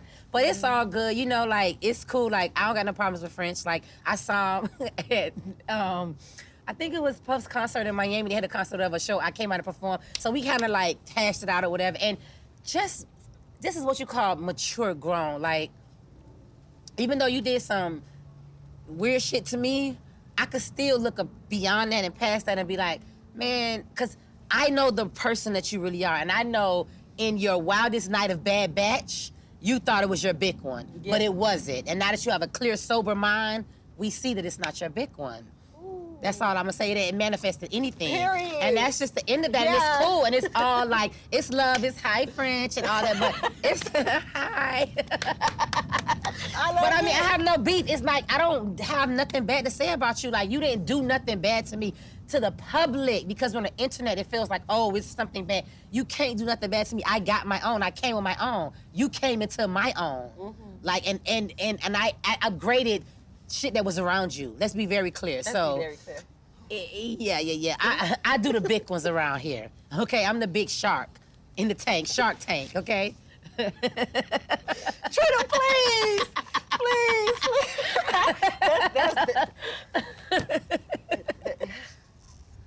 So, James Harden or Kenya Martin? It's not even a comparison. Ooh. I'm just saying, like, Kenya was somebody I was in a relationship with. Like, we was together. It was a whole different situation. I looked at it as a total different thing. James Harden, he's cool. That was my friend. He was a good person. He was younger. He was just growing. He was just doing his thing. Like, he never did nothing wrong to me, but I'm grown as fuck. So when you come to me, you gotta come correct. Like, you gotta be really with the shits, and you gotta really stand on what you say. Otherwise, Trina, do that one more time. Stop. Okay, so it's just like, that's a different kind of thing. Like, Kenyon and I was in a situation, a relationship, and it happened. It did what it did, and things just kind of fizzled out. But with James, it was just we was vibing, and he had a lot of growing and stuff to do. And he's a great person. He's a fun person. He's active. But let me explain this: when you are a woman and you're dealing with a guy, even if the guy's older or not older, whatever the case may be, you gotta know what you're willing to tolerate, what you wanna do in a situation. Not about him. What do you wanna do? How do you wanna do it? And you play that by yourself. If he wanna do that, then let him do that. And that don't mean you gotta do that. But if I wanna do what I wanna do, that's what I'm gonna do. And when you have these guys that are coming in the industry and they new or whatever, you can't control what they do. Yeah. We're not prison reform. I'm not your mother. I'm not your mama. I'm not trying to babysit you and put you on a pamper and put you to bed at 8 o'clock. Yeah. Like, we gotta figure out a strategy. We gotta figure it out. And to be mature, not even all the way adult, but mature. I feel like when you mess with a younger guy or some guys that just starting out or whatever, this is new to them. This money, this lifestyle, this experience, them going out. Some of these guys never been to the strip club before. Yes. We come from Miami, the home of the strip clubs. So when you a guy, you just 18, you just 21, you probably hit the league or the basketball or music or whatever, and you get to the strip club, this shit is wild to you, wild out. Girls are swinging from around this shit, just going crazy. This is a lot. You ready to get your first batch of 1,000 ones and go nuts, and we gotta let you do that. You can't be bitter Becky on the side like, oh, you throwing too many ones. Oh, you doing that. No, baby, that's not the vibe. You got a vibe, shorty, or it's over. Yeah. And if you not with the vibe, you in the wrong you in the wrong environment. Yes. You're in the wrong environment. So I just understood, like, with James, it was more like, let him grow and live his life and have fun and do what he need to do. And that's just that. We didn't stop speaking and I curve talking. y'all boys. I curve all y'all. Every last one of y'all. And I call y'all name because I'm true to stand in my truth and say what y'all did that wasn't the vibe for me. But we're still cool. It's no disrespect. I don't have no hard feelings. I'm not rolling my eyes at you. When I see you, it's love. Yeah. But we wasn't just in the right time. And that's just what it is. And I feel like as women and men, we should be that way. I don't need to turn my nose up and me lead a party because you came in the party. Why? Right. We're in the same party. I'm gonna be saying this bitch looking good. Okay, so I hope you came and brought your best suit on because you're gonna definitely feel this pressure. Believe that. So what I'm saying with that, it was just a different type of, you feel me? It was a different time. It was something different new. time, different vibe, different energy, New but money, new it wasn't everything. like in a And they was fucking relationship. with the baddest.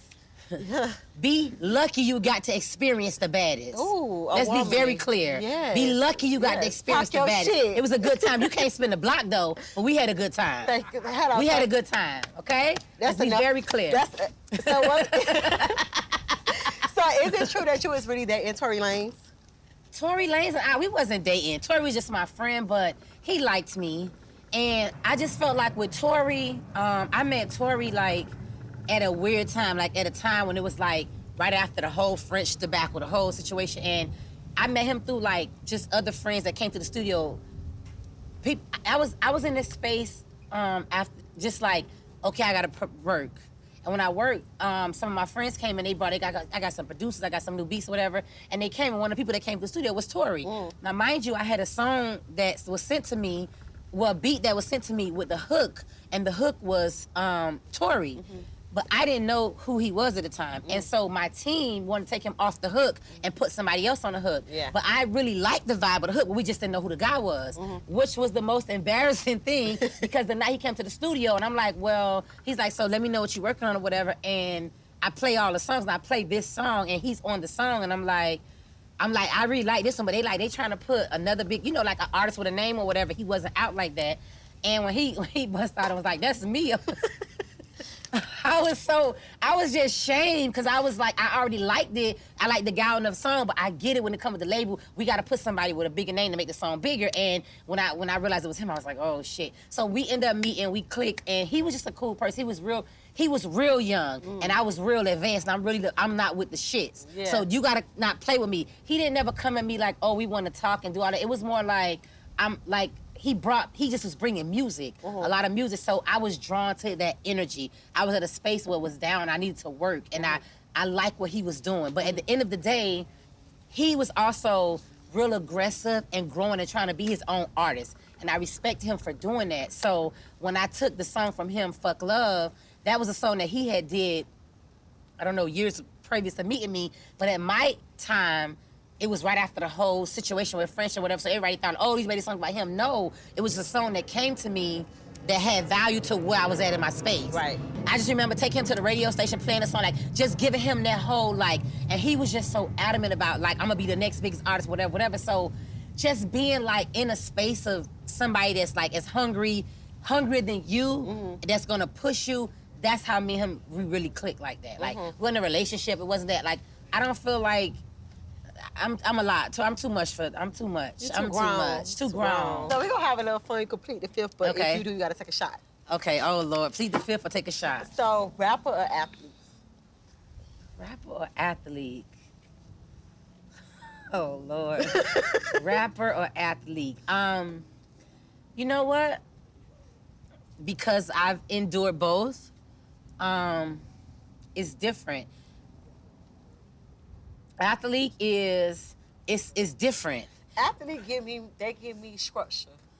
A lot of structure, a lot of organized, serious. like an organized crime. Life We going too with the serious. rappers. I ain't taking no Life shots. too serious. Let's drink it up. That's somebody having a fun. No, but they like to have fun. It's a fun thing, just but too much. because it's an organization, so Yes. it's rules. We don't have no rules. We live life on the edge. Like if we wanted to be upside down in this balcony, we can't. If you're an athlete, you can't because them legs got to be insured to make sure you hit that court. Hey, so bust it's a a nut different. before the game. No, It's a lie. no. I need to bust this nut right now. Yeah, we can't really. Yeah, we can't really.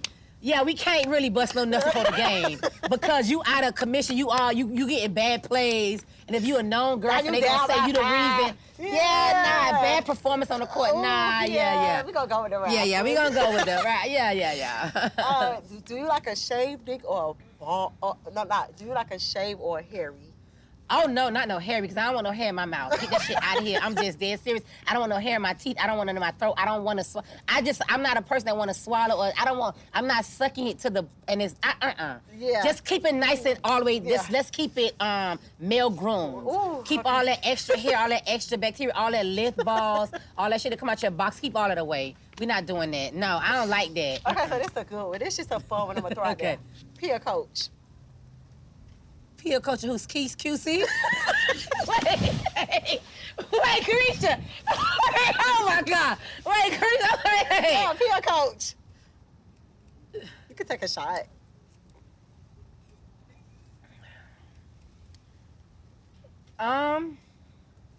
Okay. I ain't taking no shots. That's what I'm trying to get. We gonna get to this. We're not skipping over the questions. Peer coach, me being the girl that I am,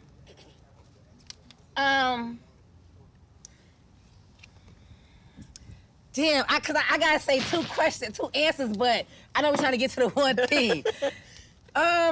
Is a shot involved? I'm not taking no shots. I'm not taking no shots, but peer coach. We talking about P and coach from QC, correct? Okay. I much respect to P and coach. Why would you put me in the spot like that, P or coach? Cause it's. Okay, I'm gonna break it to you like this. Okay. Katrina would take coach. The baddest bitch would take P. Ooh, but P is I love all the that. girls want to fuck with P. So I don't like the guy all the girls want to fuck with. I like the man that's on the other side that's keeping all the business. So that's why I say Katrina is going with coach. The baddest bitch is gonna go with P, cause that's just get the deli-on popping this up. It's You feel me? Like that's just the vibe. Is it true that you dated Missy Elliott? No, Missy, I love Missy, but no, shit, I shoulda. She's so bossed up with the bag. Like what? But no, I did. I hit it a lot. People always ask it, but I didn't. I really never dated Missy. Like Missy is just like a great person. She was a big inspiration to me. That was the first person I really learned a lot of shit from, for real. And I mean, like working in the studio with her is different, but I learned. That's how, for real, I learned how to make sure my money is right in the industry. I learned that from Missy. Not even the music side. Once the music, we talked about music, but what Missy taught me was more so about like making sure all your shit was together, making sure your money was good. Like she's a different kind of person when it comes to like what she knows in the industry. And I didn't really get it. I mean, I'm young, I'm new, I'm young. I'm like, I ain't even really thinking about that. Everything's straight. We making money. We out here, we vibe, we selling records, we doing shows. But it was bigger than that for her. Like, you know, and Missy's like the only person I've ever known as an artist that never have their records leaked. They never have issues. It's the way she moved her set.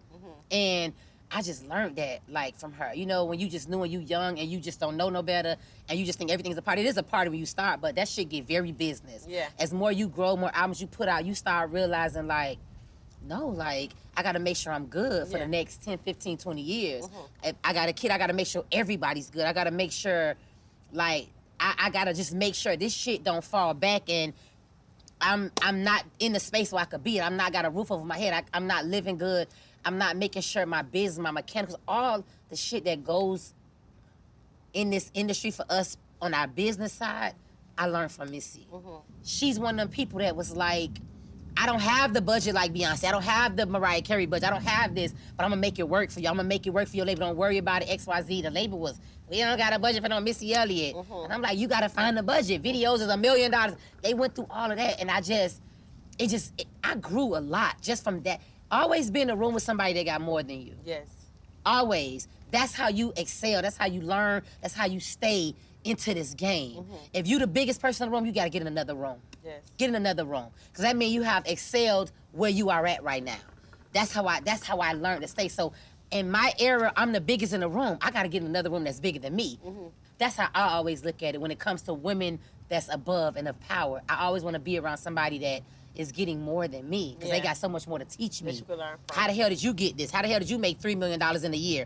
I want to be in the room with you. You know what I mean? And that's how I look at her. Like, that's what I look at Missy as. Okay. I feel that. Head or sex? Head. Ooh. All day, all night. Like 24 hours, run the block with it. That's just me. I'm saying sex is good. I love it, but I'm not a person that I get off the head first and head after and during and all that. I need all that first. sex is like, it's me. I'm gonna make it, I'm gonna do I'm it. gonna do what it do. I'm gonna do everything that it do. I'm gonna ride it, climb it, all that, back up on it, drop it down low, look back at it. But I'm gonna need to get that head. I'm not, and now when I say head, let's be very clear, men, head is not like just licking on you, and that's not head. Head is like not stopping till you have an orgasm. Head is like not stopping till the legs is shaking and you can't move no more. You wanna, that's head. Not just, because I did it and you ready to start having sex. That's not head. Let's stop that. Yes. Let's stop faking and acting like we're getting so pleasured and pleased off of that, because we're not. Because then you want more. Like if you're not fully gonna go there and give the head until a woman have an orgasm, don't do it. Because you wasting time. Stop licking. The licking is making it just extra wet and making a mess like a little cow, a little, now stop. Get on this thing and do what you gotta do. Like put them out, like let's get into that. It's definitely head, I need head first. I need to come first. And then I need head again, and then I need, and wake up and I need more head, yeah, let's talk about the head. This girl is crazy. Okay, spit or swallow? Both, spit and swallow. Spit and swallow. Me, I'm a spitter, but. It depends on the man, yeah. Yeah, whoa. It definitely depends on what relationship that you're in with that, because we're not swallowing. If this your man, my man, you better swallow. I'm talking about swallow. No, open and swallow, the third throat, swallow. If that's your man, your man. But if it's just like, I'm just in a vibe and it's like Delion for the night, then spitting is cool. Yeah. But if it's your man, why not swallow? Because he needs to swallow you. Ooh. Like all. Like that means Yes. orgasm, like, come on, we not finna play games. Like, let's just keep it 100, like, for real. Okay, do you prefer, cause you know some women, they got their preference, big or small? You like a big, thick dick or like a skinny? I don't like nothing small and skinny. I don't care. And I don't know why women play it fake. Let's just stop as women. Stop lying. Stop saying small and it don't matter. It matters. And if it's small, you better be eating the whole body alive, like a whale. Eat the whole body into your mouth like a whale. Because what is you offering? I'm going to be keeping 100. We got to be pleased and we got to stop. I don't understand women that fake orgasms. Like, oh, I just faked orgasm. How is your man going to please you, or whoever you were going to please you, if you faking orgasm? I'm not faking. I don't care if it take you 2 hours. You're going to suck it until I come. I'm serious. I know that's right. What do you mean? And if it takes so long, you're not doing it right. Like, let's be very clear. So, when it comes to that, big or small, like, you don't want no big, oversized, well, I ain't gonna dick. lie, I like an anaconda. You do? But I experienced one, it's like, you can't get off it. I need you to like, it gotta be softer than you like work your way until it hard. get big. So small ain't gonna work. Like, don't even play in line I with had it. a small, and it's just like slippery, keep slipping out, and I hate it. I don't like that keep slipping out. That's just annoying. It's like, what you got going on? Because I'm almost trying to figure out, is it there? Is it, like, I don't know what's going on. Like, the slipping out thing, that's not the vibe. I'm gonna be honest. But like, so big, like, till you running from it. Yeah. And they like, baby, bring that ass here, blah, blah, like that. You like that? Okay, we gonna go with that one. Okay, let's drink to that one. Missionary or doggy style? Missionary, you see this face? Look in it. Ooh. Okay, look into this mug all night. I like a doggy. That's from the back, yeah, right? Okay, I try to be all over the place. You know you got that pound cake. I like the pound cake. I like the look. I like that. I love that, but I like a lot of I like kissing and looking in the face. Yeah. I don't like too much from the back, because it's like, are you from the back? Who you thinking about? What you doing? What you looking at? Like, like, I'm from the back. What your mind on when? But it's like crazy from the bag. It is. You see good and pussy crazy. from the bag, that but pussy from the bag. But I also like it from the front, because I like to see it going in and out. I like to look But down. you And just over me too much, and now you sweating it all that. don't sweat. You gotta have them fans on. Don't sweat on me. Don't sweat on me. Like dripping like that. No, like, let's keep it nice and cool. Let's do a lot. Let's go back and forth. Missionary from the back, on the top, head in and out, back in and out, sticking it back. Let's do all of it. So can you really spin around and keep the dick still inside? Yeah, but that's what it comes with a thick one. Like, you can't just spin around and want to slip it in and out. Like, spin around is like when somebody is really like taking you from and they flip you over and the dick is still in and you like pound cake from the back. Like, that's a bad bitch, okay? Let's be very clear. But That's not often because that's what you could do. A lot of guys can't keep up with that rhythm. So you got to make sure you lock and like clinch in and all that when they slip so it don't come out. You feel me? And we could do that. Okay. So we gonna play a little card game. Okay. This is very fun. Ooh, this the last segment. Oh of the my night. God. So I need you to pick a card. Okay. And read it. Okay, pick a card and read it. Let's go. Take 2 shots if you can't cook. If you can't cook, what the fuck? I could cook. Oh, you can? Everything. Ask them. I cooked the whole Thanksgiving dinner. Oh, for I cooked real? down seafood, everything, turkey, meat, everything you want to eat, I cook. Really? I cooked the full Thanksgiving dinner. Oh, I gotta turkey, consider. collard greens, macaroni and cheese, peas and rice, turkey wings, string beans, what else? Deviled eggs, Ooh, potatoes, deviled eggs. everything. Like, yeah, I cook every day though, almost. Okay. Yeah, and I'm a seafood lover, so I like to make seafood. So I You like. love seafood. I do love seafood. Yeah. So yeah, no shots for me. Let's go. So what? Can you cook, Caresha?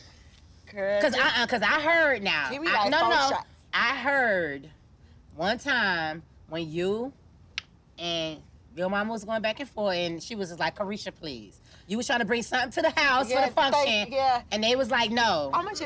They said, no, Caresha, just come. I'm not gonna lie, I could boil rice. Like, I feel like rice is, I feel like I could boil rice. Do you watch YouTube? No, I don't. I feel like, you know what I don't like about cooking? It's too much. I feel like once you done cook the whole meal, I ain't hungry no more. That's true. I be like that, but this And is what you then gotta I do. don't want to wash the dishes, so I'm gonna give you a paper plate. Paper plates is cool when you're in the house with your family. That's fine. I like paper plates. And it's just like, I gotta cook, then I gotta wash the dishes. But you gotta, don't worry about that. You Then I gotta gotta put think the about the food. food. When you think about cooking the food and get into that, and you start experimenting, I ain't gonna lie, I could cook a little something. like I could what? like What's a dish for you? I I'm could coming to cook eat. What you gonna cook rice, me? corn, and steak.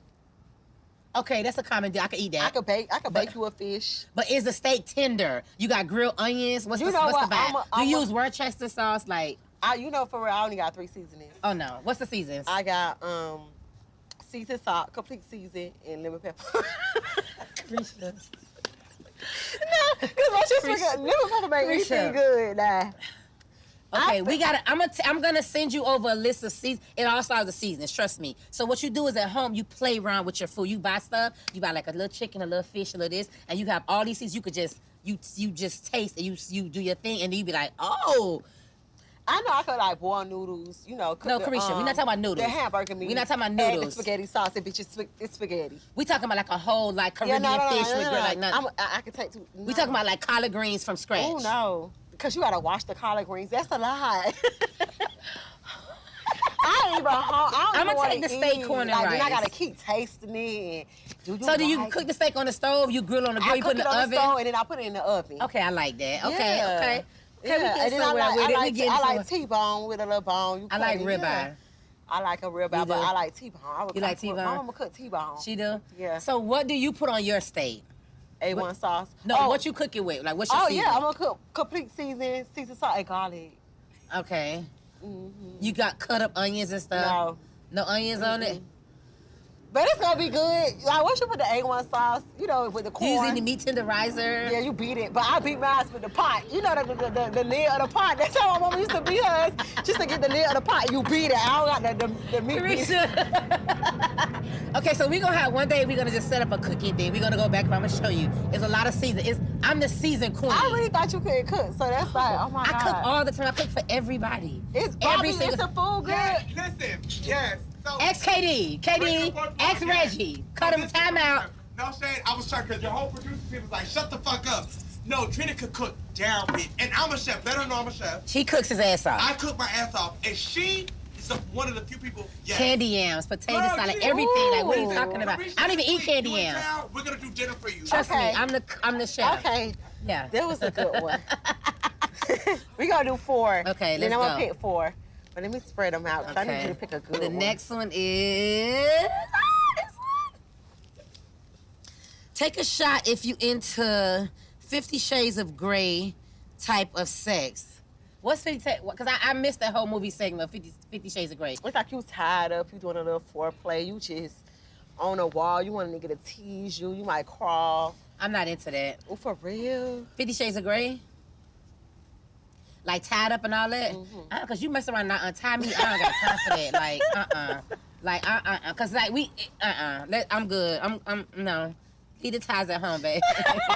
Leave the ties at home. Yeah. Okay. Let's go. Next one. Let's go right here. Take a shot if you ever had a female eat you out. Okay, I took a shot. I did. Let's go next. Oh my God. Take a shot if you ever sucked the nigga's nipples. I did. I don't have no more shots, but I'll just take a drink of it. Mm-hmm. I hate that. I hate that. Okay, let me just talk about that. Sucking the nipples with a man, what does that do for the men? Cause I feel like, you know, like we got feeling in our nipples and it's like I don't know if they have sensitivity in their nipples and they feel good. I don't know. They say the men ears are, I don't know. We should ask, guys. I don't know. Cause what is that? You don't have no milk or nothing come out. Do you have sensitivity in your nipples, guys? Anybody? Yeah. I know behind the ears and stuff you guys do like that a little teasy, but when a girl is just sucking your nipples like full on like sucking a teeth like a man doing a woman, I'm not into that. I may lick across it a little bit before I'm going down, but I'm not. I don't know. So I just want you to take. It's just too good. It just stops. So I want you to take one more, and then we gonna switch the deck, and then it's my turn. Okay. So I love this. Your turn. Okay, one more. Okay, come on, let's go. Let's go right here.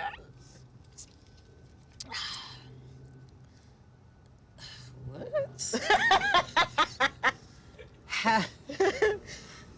Take a shot if you ever got your pussy ate while having a bullet in your butt. I didn't, so I don't take a shot for that, right? Mm-hmm. So getting your pussy ate with a bullet in your butt. You know, like the little vibrator, the little bullet. I know, in the butt. Cause you know how like niggas like to put the thumb, so they have like a little. Just stick the thumb in there and do it. I prefer that. Don't put the bullet. I'm not really a toys girl, kinda honestly. Yeah. I'm not like the toys deal. I'm not the girl that wanna have the sex and the fake. I'm not. I need the real thing. Yeah. I'm not grinding on it like a toy. I mean, if it's a little like butterfly or something, yeah, I've had. But that shit is dangerous. Let me just give my look. Do not kill me, guys. I'm just this is my experience. I'm just saying when you a woman and you get addicted to that vibrator thing and that little butterfly, that little cute thing, that you really almost like not need a man. Yeah. It makes it hard for a man to please you because a man could never go against that little fast. He could never. That's like 2-3 seconds you're about to have an orgasm. A man can't even move his tongue that fast. And so when they try to, it's like a bunch of wasted time. You need to know how to massage, lick, and suck, okay, on it good. So don't try to think that you're comparing with that vibrator. I don't really like that. And for women, it really takes away the pleasure of getting pleased by a man. I'm not really into the toy thing, the butt. Don't stick that in my butt. You can stick your finger or your tongue in it. And that's the end of that. Period. Okay, your time. Okay, we gotta get the cards all done up. I love this game. Let's see what Caresha got to explore. We'll get the wild card, huh? Okay. To have this game more often. This my new game. It's called Reisha Roulette. Reisha Roulette, shots and shots. Make sure you guys, how can we get this game? It's coming out on Friday. This Friday? Mm-hmm. Okay, Reisha right Roulette. Right in time for the holidays, so you can play Reisha Roulette? Yeah. I gotta get mine now because I like these kind of games and we play Uno a lot. So we could switch up the Uno game.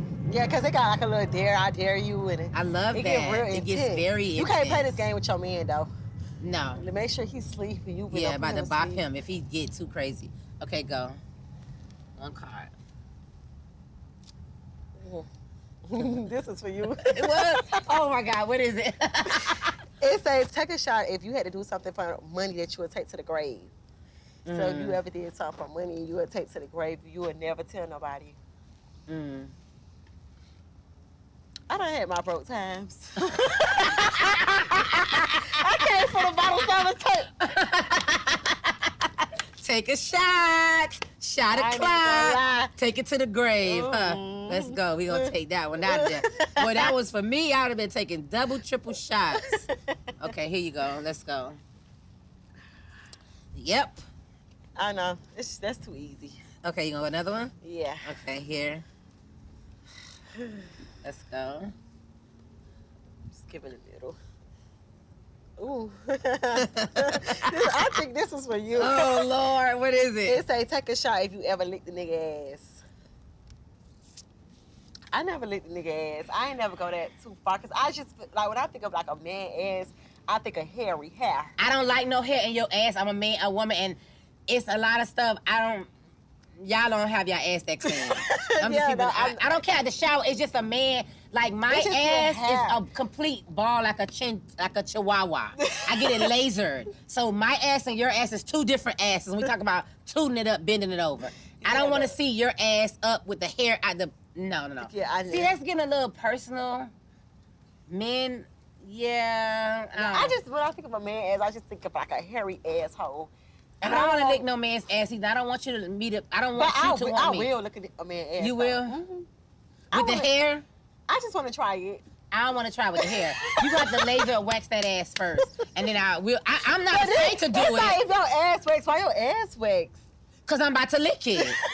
And I come my waxer over. We gonna get to some things, but I'm not gonna just like randomly take the chance of licking your ass. And we on this good date, and the vibe is set, and you about to lick my ass, and now your ass is busting out with this tree in the back. I'm not gonna do that. That's gonna fuck up the vibe. I'm gonna be real. It's gonna mess up the vibe. I'm not, and I don't want your butt to be like ball like mine. Yeah, like ball. No, not like smooth, but I don't want it to be just full of hair and like boxer we don't say length. trim. Gotta be like a little. I don't like that hair in my mouth at all. I don't like that.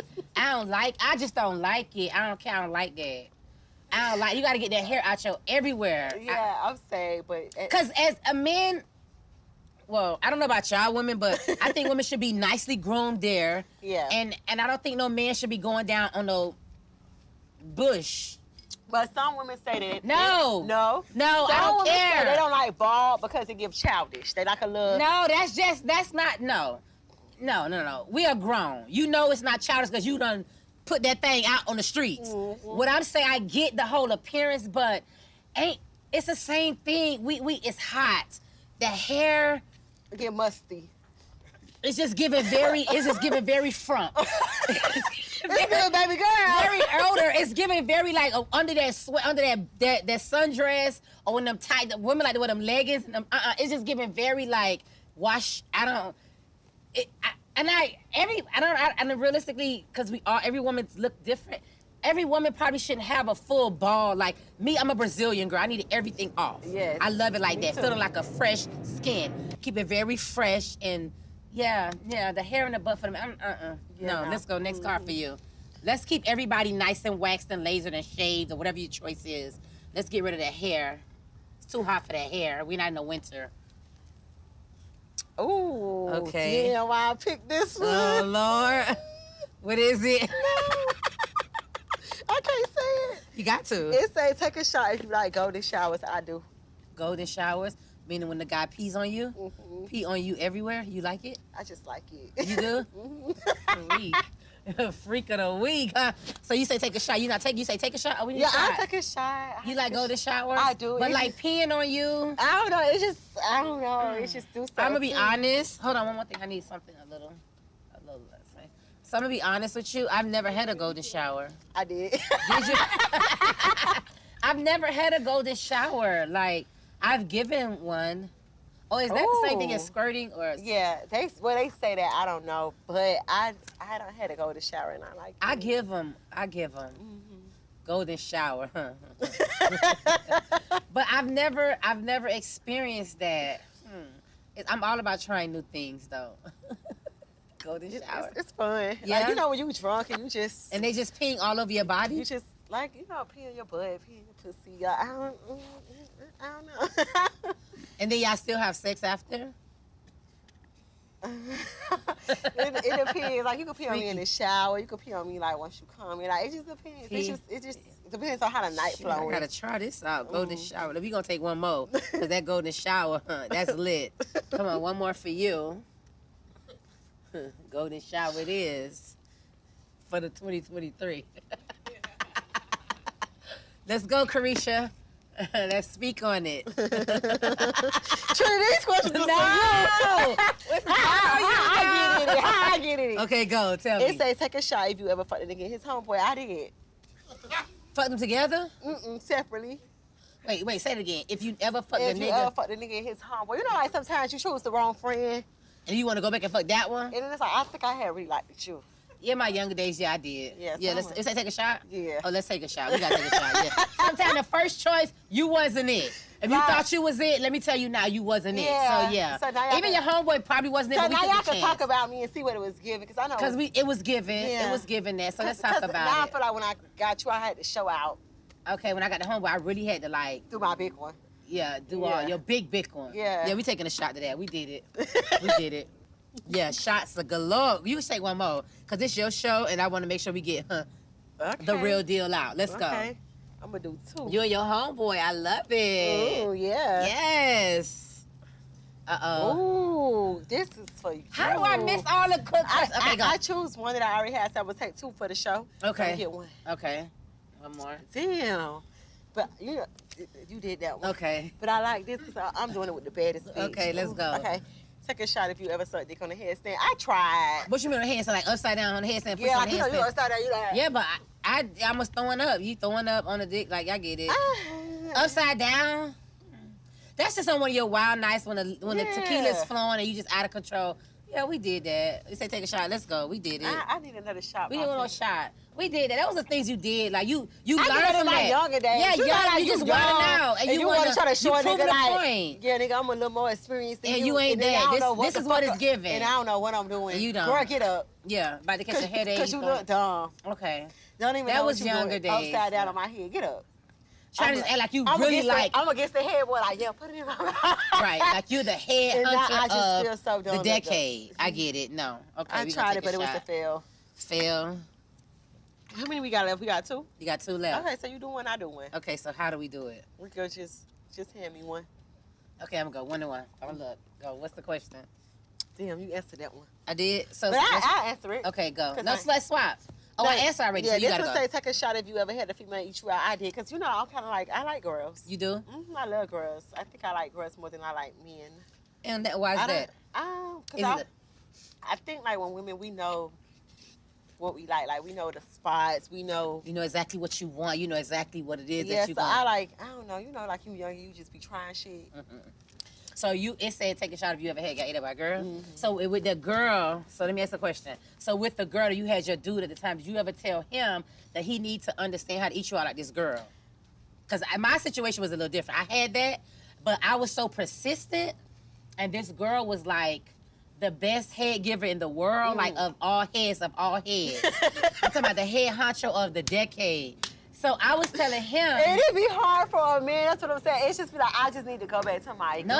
I gotta tell him the way she gives head, I'm gonna let her show you how to do it. Ooh. So now she's gonna show you how to do it, and I'm gonna let y'all do it together. Ooh. And then now you a beast, and that's the Ooh. end of that. Yeah. Yeah, that's the vibes. I think for me, I just was like trying some shit at a young age, and then I was like, yo, okay, so this my, okay, yeah, so this what I like, and not just what Sometimes I like. guys get jealous though about that. I did. I tried to like tell my baby daddy. I was like, you know, you want to, he was like, I was like, oh, I was just playing. I was just throwing it out there. You don't like it? I was just playing. Relax. Okay, mine says, look, my no hands, take a shot using your mouth only. That's us? Yeah. Oh, okay, so we gotta, wait, I need another one because this has a thing. So have you ever taken this shot before? No, I never did this before. Okay, so I heard these kind of shots. I forgot what it's called though. And so, okay, so. Blowjob. Oh, blowjob. Okay, right. So what you do, you got to put the shot in your mouth, open your mouth all the way over the bottle. Well, I gotta say it first. Okay, so what you gonna put it over your mouth? You gonna put the shot in your mouth. You open your mouth over the thing, and then after that, we turn our head up and take the shot back. Okay, I never tried it, so if I fuck up. It's okay. We're gonna do it together. You ready? Put your hand over your mouth. Ready? Okay.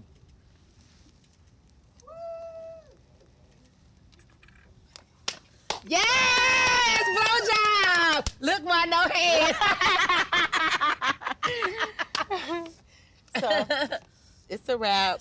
Thank you guys for tuning in to Caresha, please. Thank you, Trina, for coming on my show. I love you so much. I love you. Yes.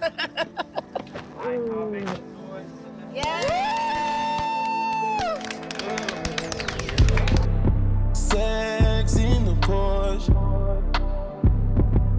Your legs like the Tesla doors. need a naked, wipe me down. Super wet, super nasty. Wipe me down. I know you see the body on you.